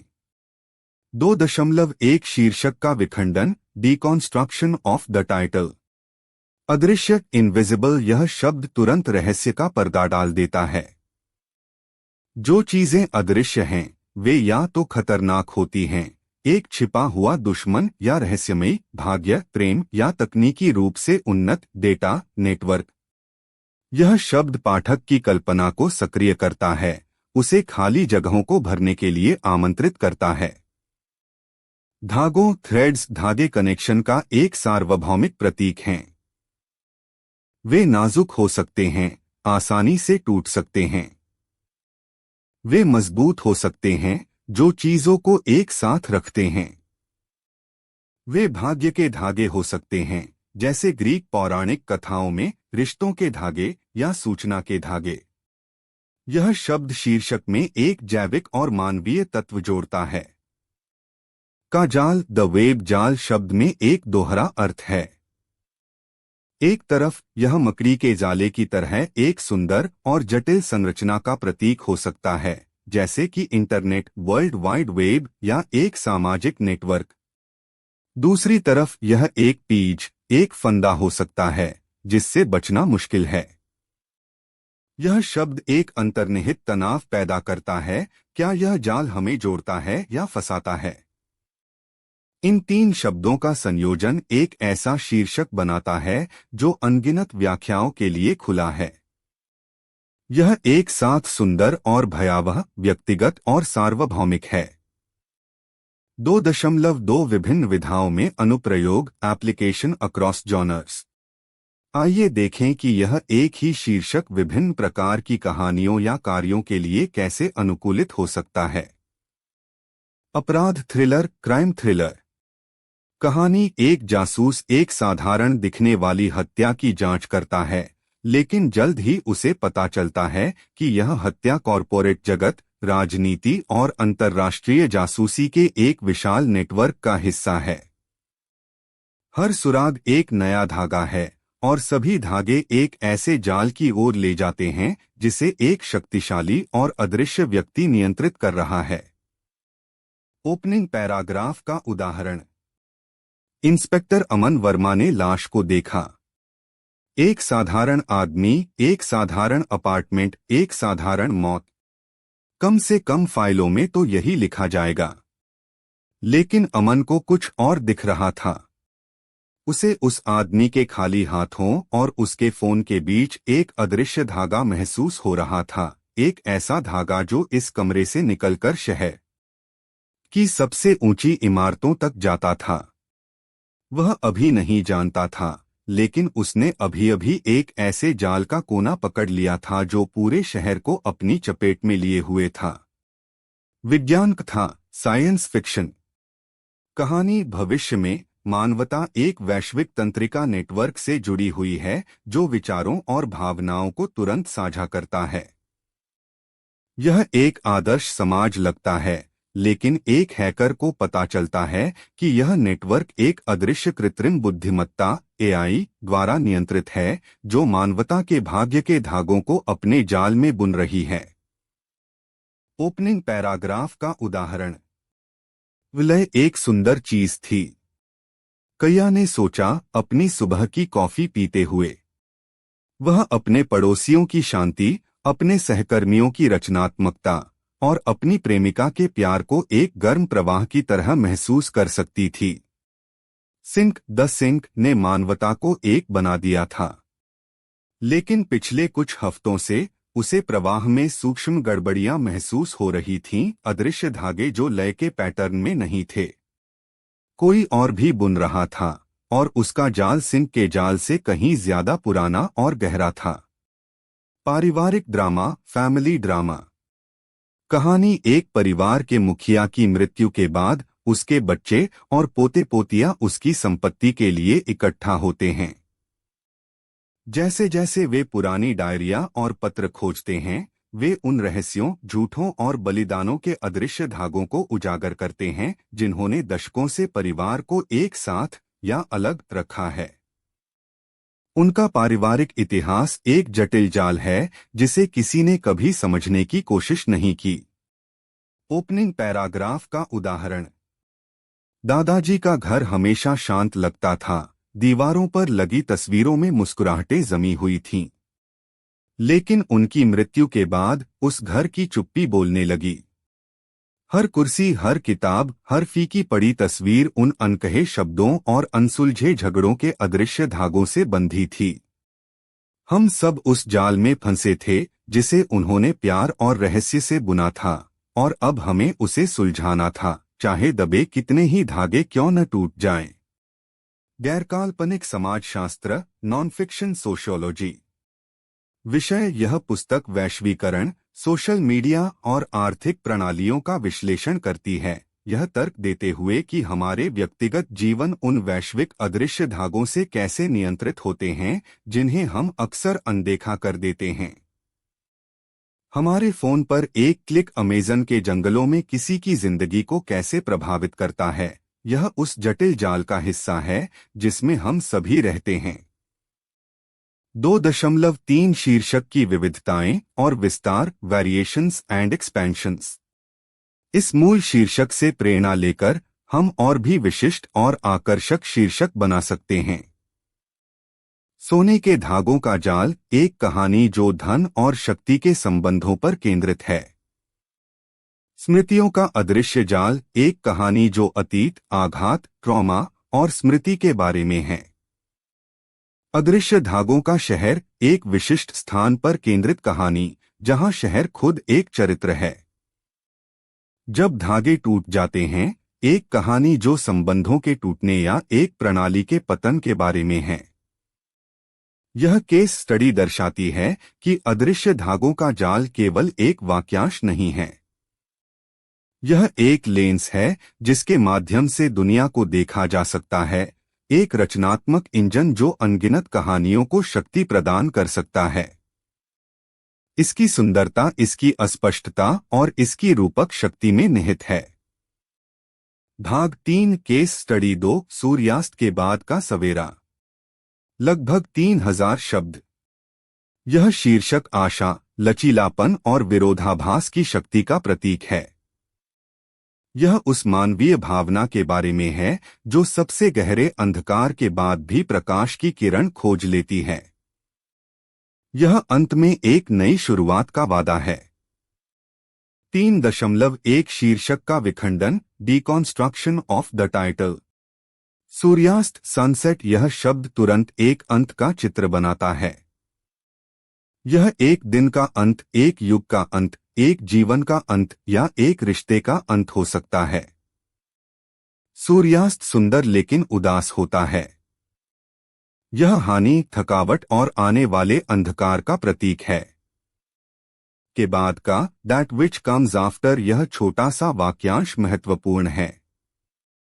यह एक संक्रमण काल का सुझाव देता है। यह केवल सूर्यास्त और सवेरा नहीं है। यह उस प्रक्रिया, उस संघर्ष, उस प्रतीक्षा के बारे में है जो सूर्यास्त और सवेरा के बीच होती है। सवेरा, डॉन। सवेरा सार्वभौमिक रूप से आशा, पुनर्जन्म और एक नई शुरुआत का प्रतीक है। यह अंधकार पर प्रकाश की विजय है। यह एक दूसरा मौका है। शीर्षक का विरोधाभास इसकी सबसे बड़ी ताकत है। तार्किक रूप से सूर्यास्त के बाद रात आती है, लेकिन यह शीर्षक रात को छोड़ देता है, यह सुझाव देते हुए कि सबसे बुरे अंत के ठीक बाद भी एक अप्रत्याशित और तत्काल नई शुरुआत संभव है। यह एक चमत्कार, एक आश्चर्य या एक असाधारण इच्छा शक्ति का प्रतीक है। 3.2 विभिन्न विधाओं में अनुप्रयोग, एप्लीकेशन अक्रॉस जॉनर्स। आइए देखें कि यह भावनात्मक रूप से शक्तिशाली शीर्षक विभिन्न कहानियों को कैसे प्रेरित कर सकता है। Post apocalyptic dystopian, post apocalyptic dystopian. कहानी एक वैश्विक महामारी या युद्ध ने सभ्यता का सूर्यास्त कर दिया है।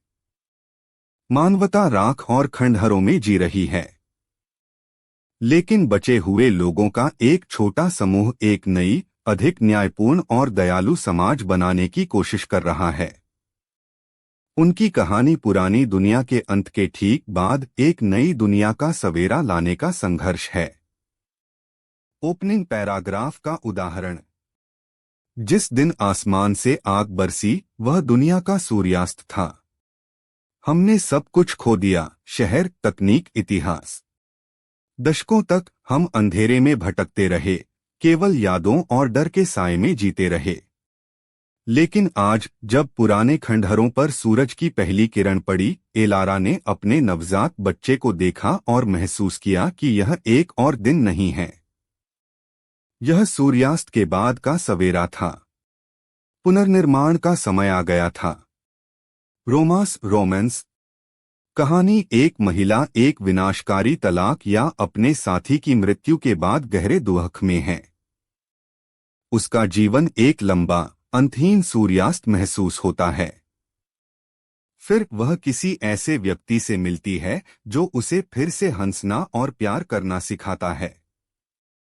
यह नया रिश्ता उसके जीवन में एक अप्रत्याशित सवेरा है। ओपनिंग पैराग्राफ का उदाहरण। रोहन की मृत्यु के बाद मीरा ने अपने जीवन के सारे कैलेंडर फाड़ दिए थे। उसके लिए हर दिन एक जैसा था, एक अंतहीन सूर्यास्त। रंग फीके पड़ गए थे, संगीत शांत हो गया था। वह फिर कभी सूरज उगने की उम्मीद नहीं कर रही थी। और फिर कबीर आया, अपनी अजीब हंसी और बुरी चाय बनाने की आदत के साथ। वह सूरज नहीं था, वह बस एक मोमबत्ती था। लेकिन अंधेरे में एक मोमबत्ती भी एक सवेरे की तरह महसूस हो सकती है। संस्मरण जीवनी, मेमोयर, बायोग्राफी। कहानी एक व्यक्ति एक गंभीर बीमारी, लत या व्यक्तिगत त्रासदी से जूझता है और उस पर विजय प्राप्त करता है।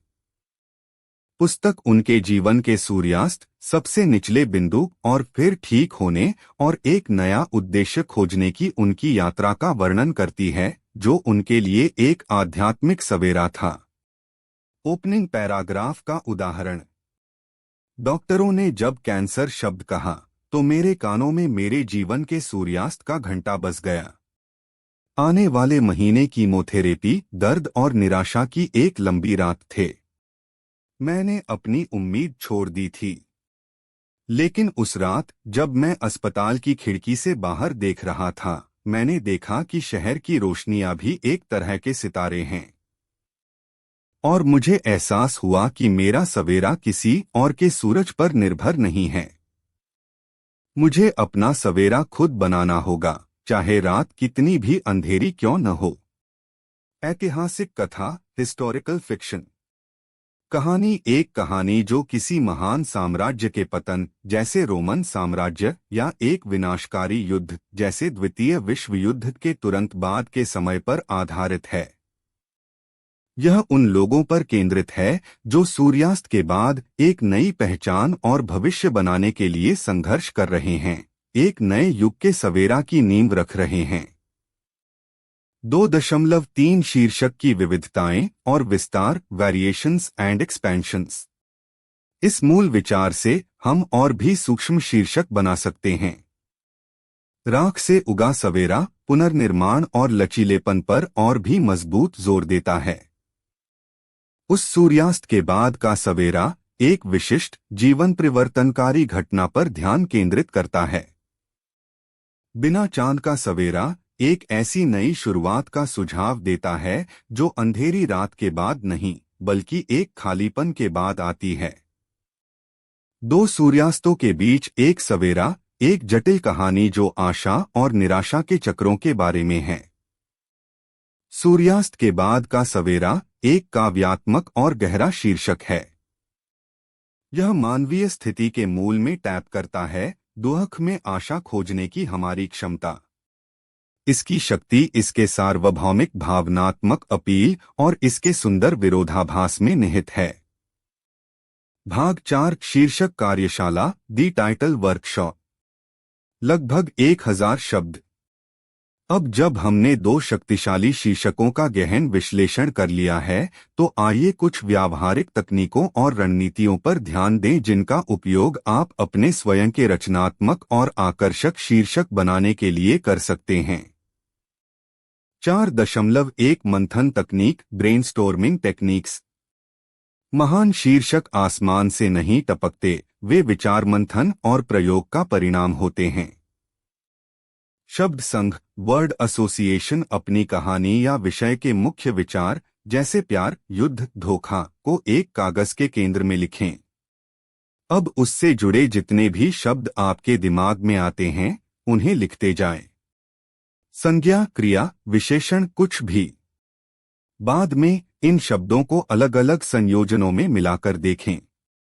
माइंड मैपिंग यह शब्द संघ का एक अधिक संरचित संस्करण है। अपने मुख्य विषय से शाखाएं बनाएं जो उपविषयों, पात्रों, भावनाओं और छवियों का प्रतिनिधित्व करती हैं। यह आपको अपने विषय के विभिन्न पहलुओं को देखने और अप्रत्याशित कनेक्शन खोजने में मदद करेगा। उल्टा सोचें, थिंक इन रिवर्स। यदि आपकी कहानी आशा के बारे में है तो निराशा के बारे में सोचें। यदि यह कनेक्शन के बारे में है तो अलगाव के बारे में सोचें। विपरीत विचारों को एक साथ लाने से अक्सर सूर्यास्त के बाद का सवेरा जैसे शक्तिशाली विरोधाभासी शीर्षक बनते हैं। संवेदी बने, गेट सेंसरी। आपकी कहानी कैसी दिखती है, कैसी लगती है, कैसी महकती है, कैसी आवाज करती है। टूटे हुए कांच की आवाज, बारिश की गंध, रेशम और जहर जैसे शीर्षक संवेदी अनुभवों का उपयोग करके पाठक को तुरंत आकर्षित करते हैं। 4.2 परीक्षण और शोधन टेस्टिंग एंड रिफाइनिंग। आपका पहला विचार शायद ही कभी सबसे अच्छा हो। इसे जोर से पढ़े। क्या यह बोलने में अटपटा है? क्या यह संगीतमय लगता है? शीर्षक की ध्वनि भी उतनी ही महत्वपूर्ण है जितना उसका अर्थ। 5 लोगों से पूछें। अपने संभावित शीर्षकों को कुछ दोस्तों या सहकर्मियों को दिखाएं। उनसे पूछें कि शीर्षक पढ़कर उनके मन में क्या आता है। क्या उनकी व्याख्या आपके इरादे से मेल खाती है? भी परीक्षण। यदि आप एक ब्लॉग या ऑनलाइन लेख के लिए लिख रहे हैं तो आप 2 अलग अलग शीर्षकों के साथ अपने लेख का प्रचार करके अभी परीक्षण कर सकते हैं, यह देखने के लिए कि किस पर अधिक क्लिक मिलते हैं। 4.3 बचने योग्य सामान्य गलतियां कॉमन पिटफॉल्स टू अवॉइड। क्लीचेज समय ही बताएगा। हर कुत्ते का दिन आता है जैसे शीर्षकों से बचें। वे उबाऊ और कल्पनाहीन हैं। बहुत अस्पष्ट टू ऑब्सक्योर जबकि रहस्य अच्छा है। एक शीर्षक जो इतना अस्पष्ट है कि पाठक को कोई सुराग ही नहीं मिलता कि विषय क्या है, अक्सर विफल रहता है। प्रणाली एक अस्पष्ट शीर्षक है। अदृश्य धागों का जाल रहस्यमयी लेकिन दिशात्मक है। बहुत सामान्य टू जेनेरिक मेरी कहानी, एक प्रेम कहानी, युद्ध पर विचार जैसे शीर्षक ध्यान आकर्षित करने में विफल रहते हैं क्योंकि वे विशिष्ट नहीं हैं। झूठा वादा फॉल्स प्रॉमिस बटा क्लिकबेट। आपका शीर्षक आकर्षक होना चाहिए लेकिन भ्रामक नहीं। यदि आपका शीर्षक वजन कम करने का एकमात्र रहस्य है तो आपके लेख को वास्तव में एक अद्वितीय और मूल्यवान रहस्य प्रदान करना चाहिए। क्लिकबेट पाठकों का विश्वास तोड़ता है। 4.4 डिजिटल युग में शीर्षक titles in the digital age. वाह, यह एक शानदार और महत्वाकांक्षी चुनौती है। अकबर बीरबल की कहानियां अपनी संक्षिप्तता और बुद्धिमत्ता के लिए जानी जाती हैं। उन्हें शब्दों के विशाल कैनवास पर चित्रित करना, वह भी उनकी मजेदार नोकझोंक को बनाए रखते हुए, एक बेहद रचनात्मक प्रयास होगा। यहाँ मैं एक अकेली महाकाव्यात्मक कहानी प्रस्तुत कर रहा हूँ जो कई अध्यायों में विभाजित है। यह कहानी एक साधारण चुनौती से शुरू होती है और धीरे धीरे ज्ञान, अहंकार और मानवीय स्वभाव की गहरी पड़ताल में बदल जाती है। लेकिन हर कदम पर अकबर और बीरबल की प्रसिद्ध नोकझोंक इसकी आत्मा बनी रहती है। अकबर बीरबल, बुद्धि की सबसे बड़ी चुनौती। शीर्षक: जब ज्ञान ने अहंकार की चुनौती दी। लगभग 10,000 शब्द। अध्याय 1। एक शांत सुबह और एक अशांत चुनौती। आगरा की सुबह थी। यमुना नदी पर सूरज की पहली किरणें चांदी की तरह चमक रही थीं और शाही महल के बागों में बुलबुलों का संगीत गूंज रहा था। शहंशाह हिंद जलालुद्दीन मोहम्मद अकबर अपने भव्य दीवाने खास में बैठे थे। उनके चेहरे पर एक सुकून भरी मुस्कान थी, लेकिन आंखों में एक शरारत भरी चमक थी जो अक्सर उनके सबसे प्रिय सलाहकार बीरबल के लिए आरक्षित रहती थी। दरबार अपने पूरे वैभव में था। रेशम और मखमल में सजे दरबारी अपनी अपनी जगहों पर अनुशासित ढंग से बैठे थे, लेकिन हवा में एक अनौपचारिक सहजता थी जो अकबर के शासन की खासियत थी। बीरबल, शहंशाह ने अपनी गहरी आवाज में पुकारा, जो पूरे हॉल में गूंज गई। बीरबल, जो एक कोने में खड़े मुल्ला दो प्याजा से किसी बात पर धीमी आवाज में बहस कर रहे थे, तुरंत आगे बढ़े और अदब से झुके। हुक्म मेरे आका। अकबर ने अपनी ठुड्डी को हाथ से सहलाया। बीरबल, आज सुबह हमने एक ख्वाब देखा। हमने देखा कि आगरा की सारी नदियां घी और दूध से भर गई हैं। इसका क्या मतलब हो सकता है? बीरबल मुस्कुराए। जहांपनाह, इसका मतलब बड़ा साफ है। आपके राज में इतनी समृद्धि और शांति है कि अब प्रकृति भी अपनी कंजूसी छोड़कर उत्सव मना रही है। यह आपके न्यायप्रिय शासन का ही प्रताप है। दरबार वाह वाह की आवाजों से गूंज उठा।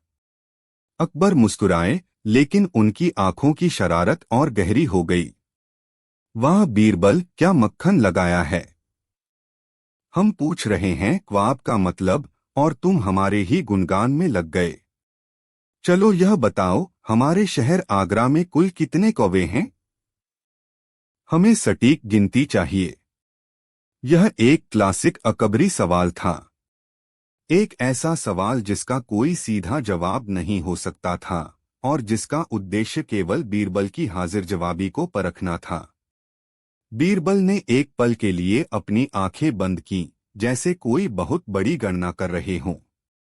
फिर उन्होंने आंखें खोलीं और पूरे आत्मविश्वास से कहा, जहांपनाह, हमारे शहर आगरा में ठीक 99,999 कौवे हैं। अकबर ने अपनी भौहें चढ़ाईं। इतने यकीन से कैसे कह सकते हो? अगर ज्यादा निकले तो? हुजूर, अगर ज्यादा निकले तो इसका मतलब है कि कुछ कौवे अपने रिश्तेदारों से मिलने बाहर से आगरा आए हुए हैं, बीरबल ने शांति से जवाब दिया। और अगर कम निकले तो? शहंशाह ने एक और जाल फेंका। तो जाहिर सी बात है अन्नदाता, कि हमारे आगरा के कुछ कौवे अपने ससुराल वालों के यहाँ दावत खाने शहर से बाहर गए हुए हैं, बीरबल ने उसी सहजता से उत्तर दिया। पूरा दरबार ठहाकों से गूंज उठा। खुद अकबर भी अपनी हंसी नहीं रोक पाए। मान गए बीरबल, तुम्हारी जुबान के आगे कोई नहीं टिक सकता। तुम शब्दों को ऐसे घुमाते हो जैसे कोई कुम्हार मिट्टी को। यह नोकझोंक अभी चल ही रही थी कि दरबार के मुख्य द्वार पर एक उद्घोषणा हुई। सावधान! विद्या के महासागर, तर्क के धुरंधर, दक्षिण के प्रकांड पंडित आचार्य ज्ञानसागर पधार रहे हैं। सबकी नजरें दरवाजे की ओर घूम गईं। एक भव्य पालकी अंदर आई, जिससे एक तेजस्वी व्यक्ति उतरे। उनकी उम्र 50 के आसपास रही होगी। माथे पर चंदन का लेप, शरीर पर भगवा वस्त्र और आंखों में एक ऐसी चमक थी जिसमें ज्ञान तो था, पर साथ में अहंकार की एक सूक्ष्म परत भी थी। उनके पीछे पीछे उनके शिष्य चल रहे थे, जो ताड़पत्रों और ग्रंथों के गट्ठर उठाए हुए थे। आचार्य ज्ञानसागर ने शहंशाह अकबर को प्रणाम किया, लेकिन उनके अंदाज में विनम्रता से ज्यादा आत्मविश्वास था। शहंशाह हिंद को मेरा प्रणाम। मैं ज्ञानसागर विजयनगर से आपकी कीर्ति सुनकर यहाँ तक आया हूँ, उन्होंने संस्कृत मिश्रित हिंदी में कहा। मैंने सुना है कि आपका दरबार नवरत्नों से सुशोभित है और उनमें भी सबसे चमकदार रत्न आपके सलाहकार बीरबल हैं। अकबर प्रसन्न हुए। आचार्य, आपका स्वागत है। आपने जो सुना वह सच है। बीरबल हमारी सल्तनत की शान है। आचार्य ज्ञानसागर की नजरें बीरबल पर टिकीं, जो शांत भाव से खड़े थे। आचार्य के होठों पर एक हल्की व्यंग्यात्मक मुस्कान उभरी।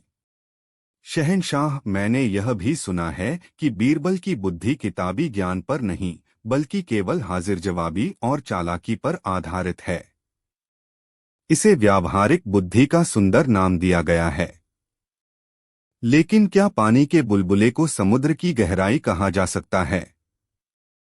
दरबार में अचानक सन्नाटा छा गया। यह एक सीधी खुली चुनौती थी। मुल्ला दो प्याजा और बीरबल के अन्य प्रतिद्वंद्वी दरबारियों के चेहरे पर खुशी की लहर दौड़ गई। अकबर का मिजाज थोड़ा गरमाया, लेकिन उन्होंने संयम बनाए रखा। आचार्य, आप कहना क्या चाहते हैं? साफ साफ कहिए। मैं बस इतना कहना चाहता हूँ, जहाँ पनाह, आचार्य ने अपनी आवाज ऊंची करते हुए कहा, कि सच्ची बुद्धि शास्त्रों के अध्ययन, वर्षों के तप और ज्ञान की साधना से आती है, न कि मजाकिया जवाब देने से। मैं यह सिद्ध करना चाहता हूँ कि शास्त्रीय ज्ञान इस तथाकथित व्यावहारिक बुद्धि से 1000 गुना श्रेष्ठ है। मैं आपके प्रिय बीरबल को एक बौद्धिक द्वंद्व के लिए चुनौती देता हूँ। अब गेंद अकबर के पाले में थी। उन्हें चुनौतियां पसंद थीं। उन्हें यह नाटक पसंद था। और सबसे बढ़कर उन्हें बीरबल पर अटूट विश्वास था। उन्होंने बीरबल की ओर देखा।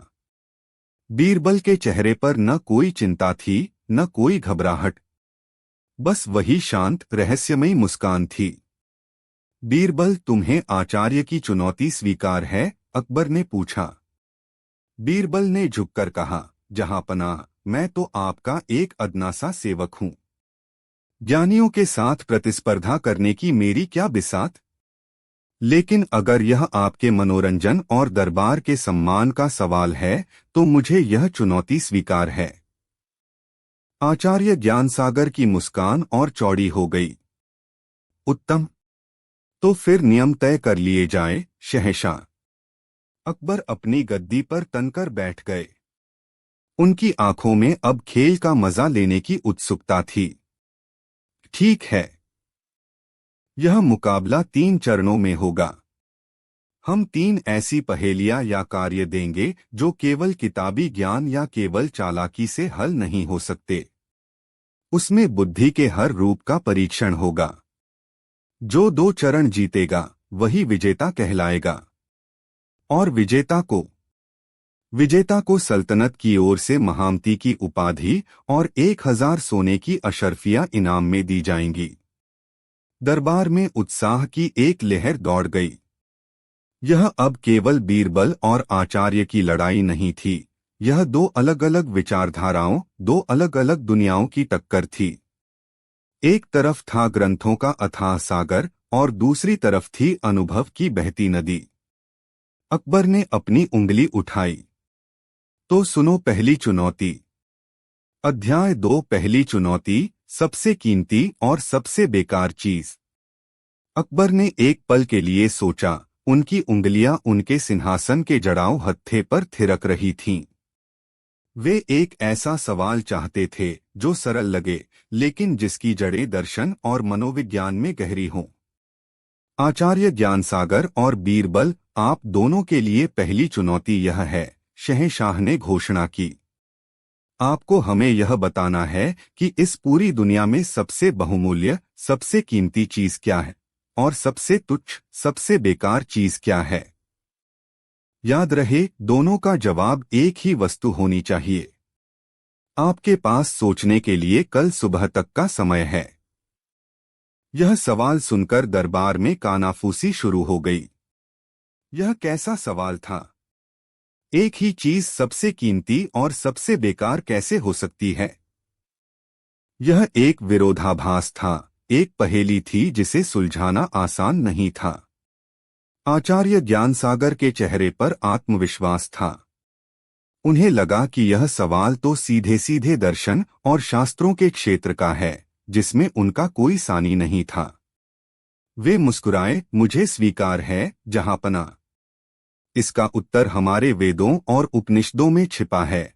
यह कहकर वे अपने शिष्यों के साथ उन्हें दिए गए अतिथि गृह की ओर चल दिए, ताकि वे रात भर अपने ग्रंथों में डूबकर एक अकाट्य उत्तर तैयार कर सकें। बीरबल वहीं खड़े रहे, शांत और अविचलित। क्यों बीरबल? अकबर ने छेड़ा, तुम्हारे तो चेहरे पर हवाइयां उड़ रही हैं। लगता है आचार्य के ज्ञान का सागर तुम्हारी छोटी सी नाव को डुबो देगा। बीरबल मुस्कुराए, अन्नदाता, सागर की गहराई तो गोता लगाने पर ही पता चलती है। किनारे पर खड़े होकर तो बस लहरों का शोर सुनाई देता है।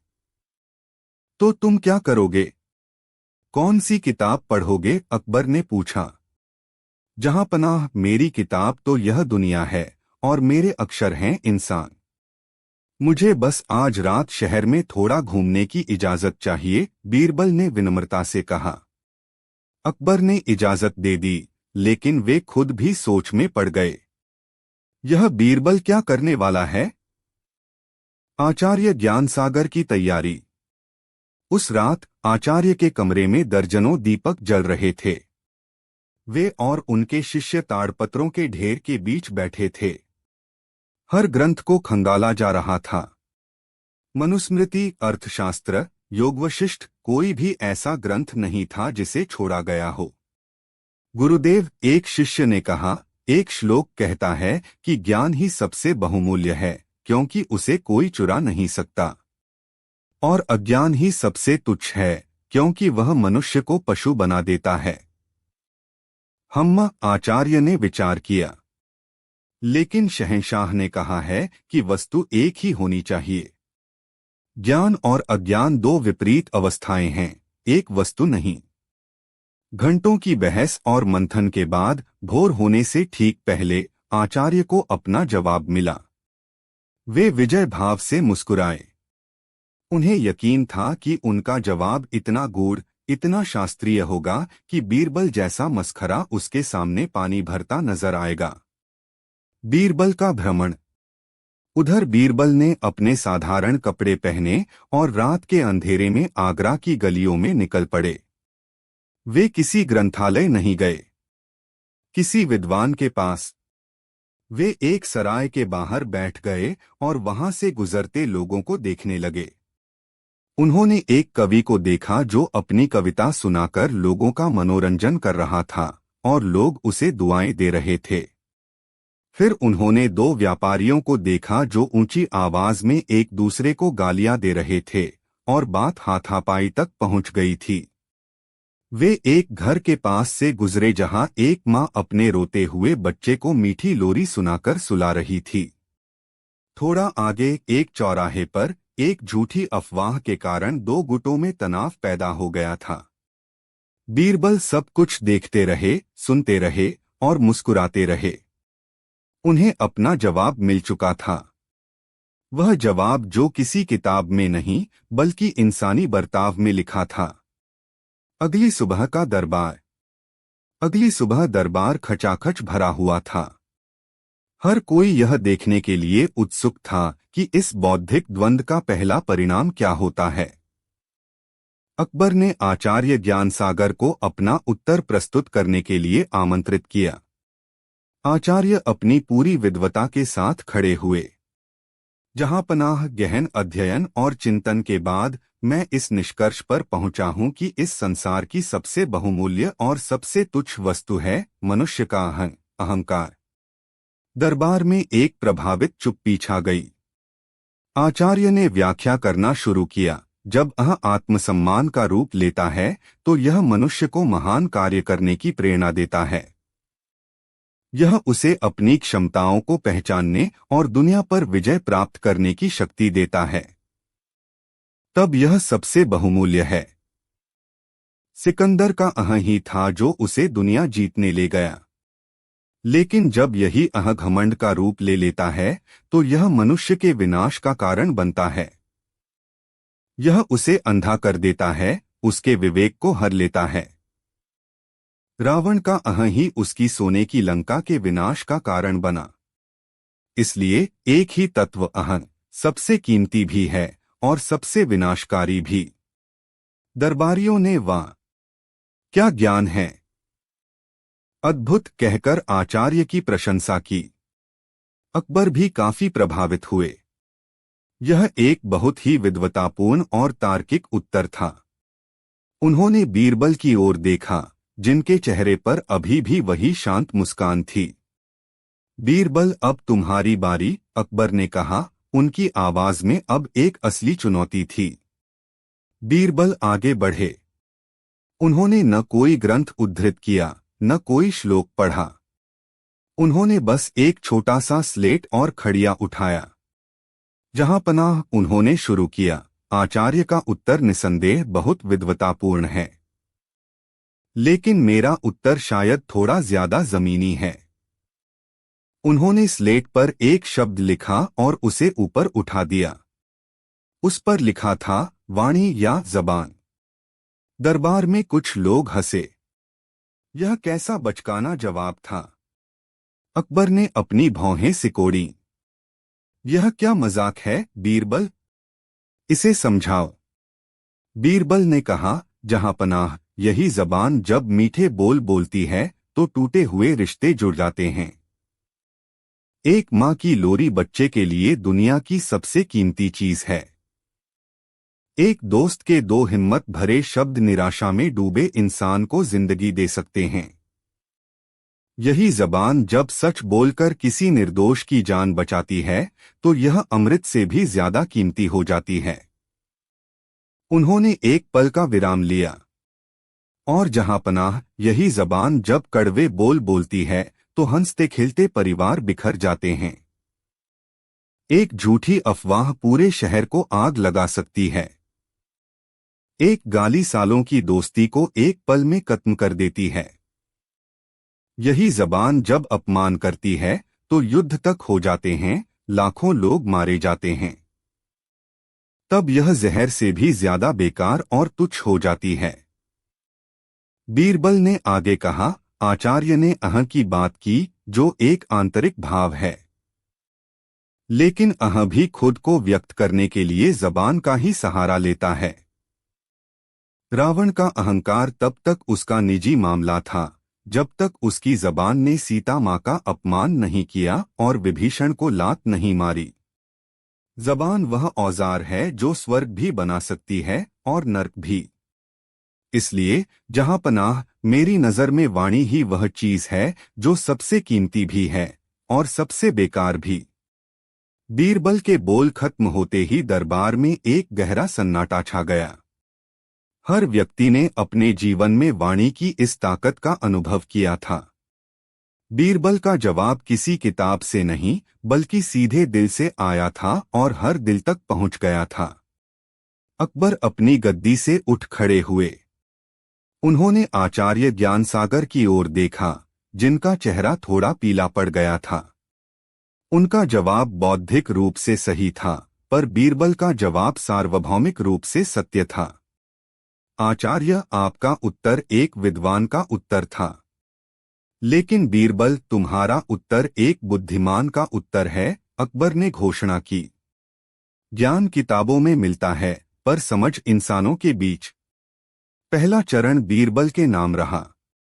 बीरबल ने विनम्रता से सिर झुकाया, जबकि मुल्ला दो प्याजा और उनके समर्थकों के चेहरे उतर गए। आचार्य ज्ञानसागर ने अपनी हार को गरिमा से स्वीकार करने की कोशिश की, लेकिन उनकी आंखों में अपमान की एक ज्वाला धधक रही थी। उन्होंने मन ही मन तय कर लिया कि अगली चुनौती में वे बीरबल को ऐसी मात देंगे कि वह फिर कभी सिर नहीं उठा पाएगा। अध्याय 3, दूसरी चुनौती, हवा में पुल। आचार्य ज्ञानसागर की पहली हार ने उन्हें और भी अधिक दृढ़ बना दिया था। उन्होंने पूरी रात जागकर अगली संभावित चुनौतियों के बारे में सोचा और हर एक के लिए शास्त्रीय समाधान तैयार किए। वह किसी भी हाल में एक मसखरे से हारना नहीं चाहते थे। अगले दिन दरबार का माहौल और भी तनावपूर्ण था। बीरबल शांत थे, लेकिन आचार्य की आंखों में एक बेचैनी थी। अकबर ने सिंहासन पर बैठते हुए कहा, पहली चुनौती दिमागी थी, शब्दों का खेल थी। अब दूसरी चुनौती होगी कर्म की, निर्माण की। उन्होंने अपने बाग के मुख्य माली को बुलाया और उससे कुछ बात की। फिर उन्होंने घोषणा की, दूसरी चुनौती यह है, आप दोनों को शाही बाग के उत्तरी और दक्षिणी छोर को जोड़ना है।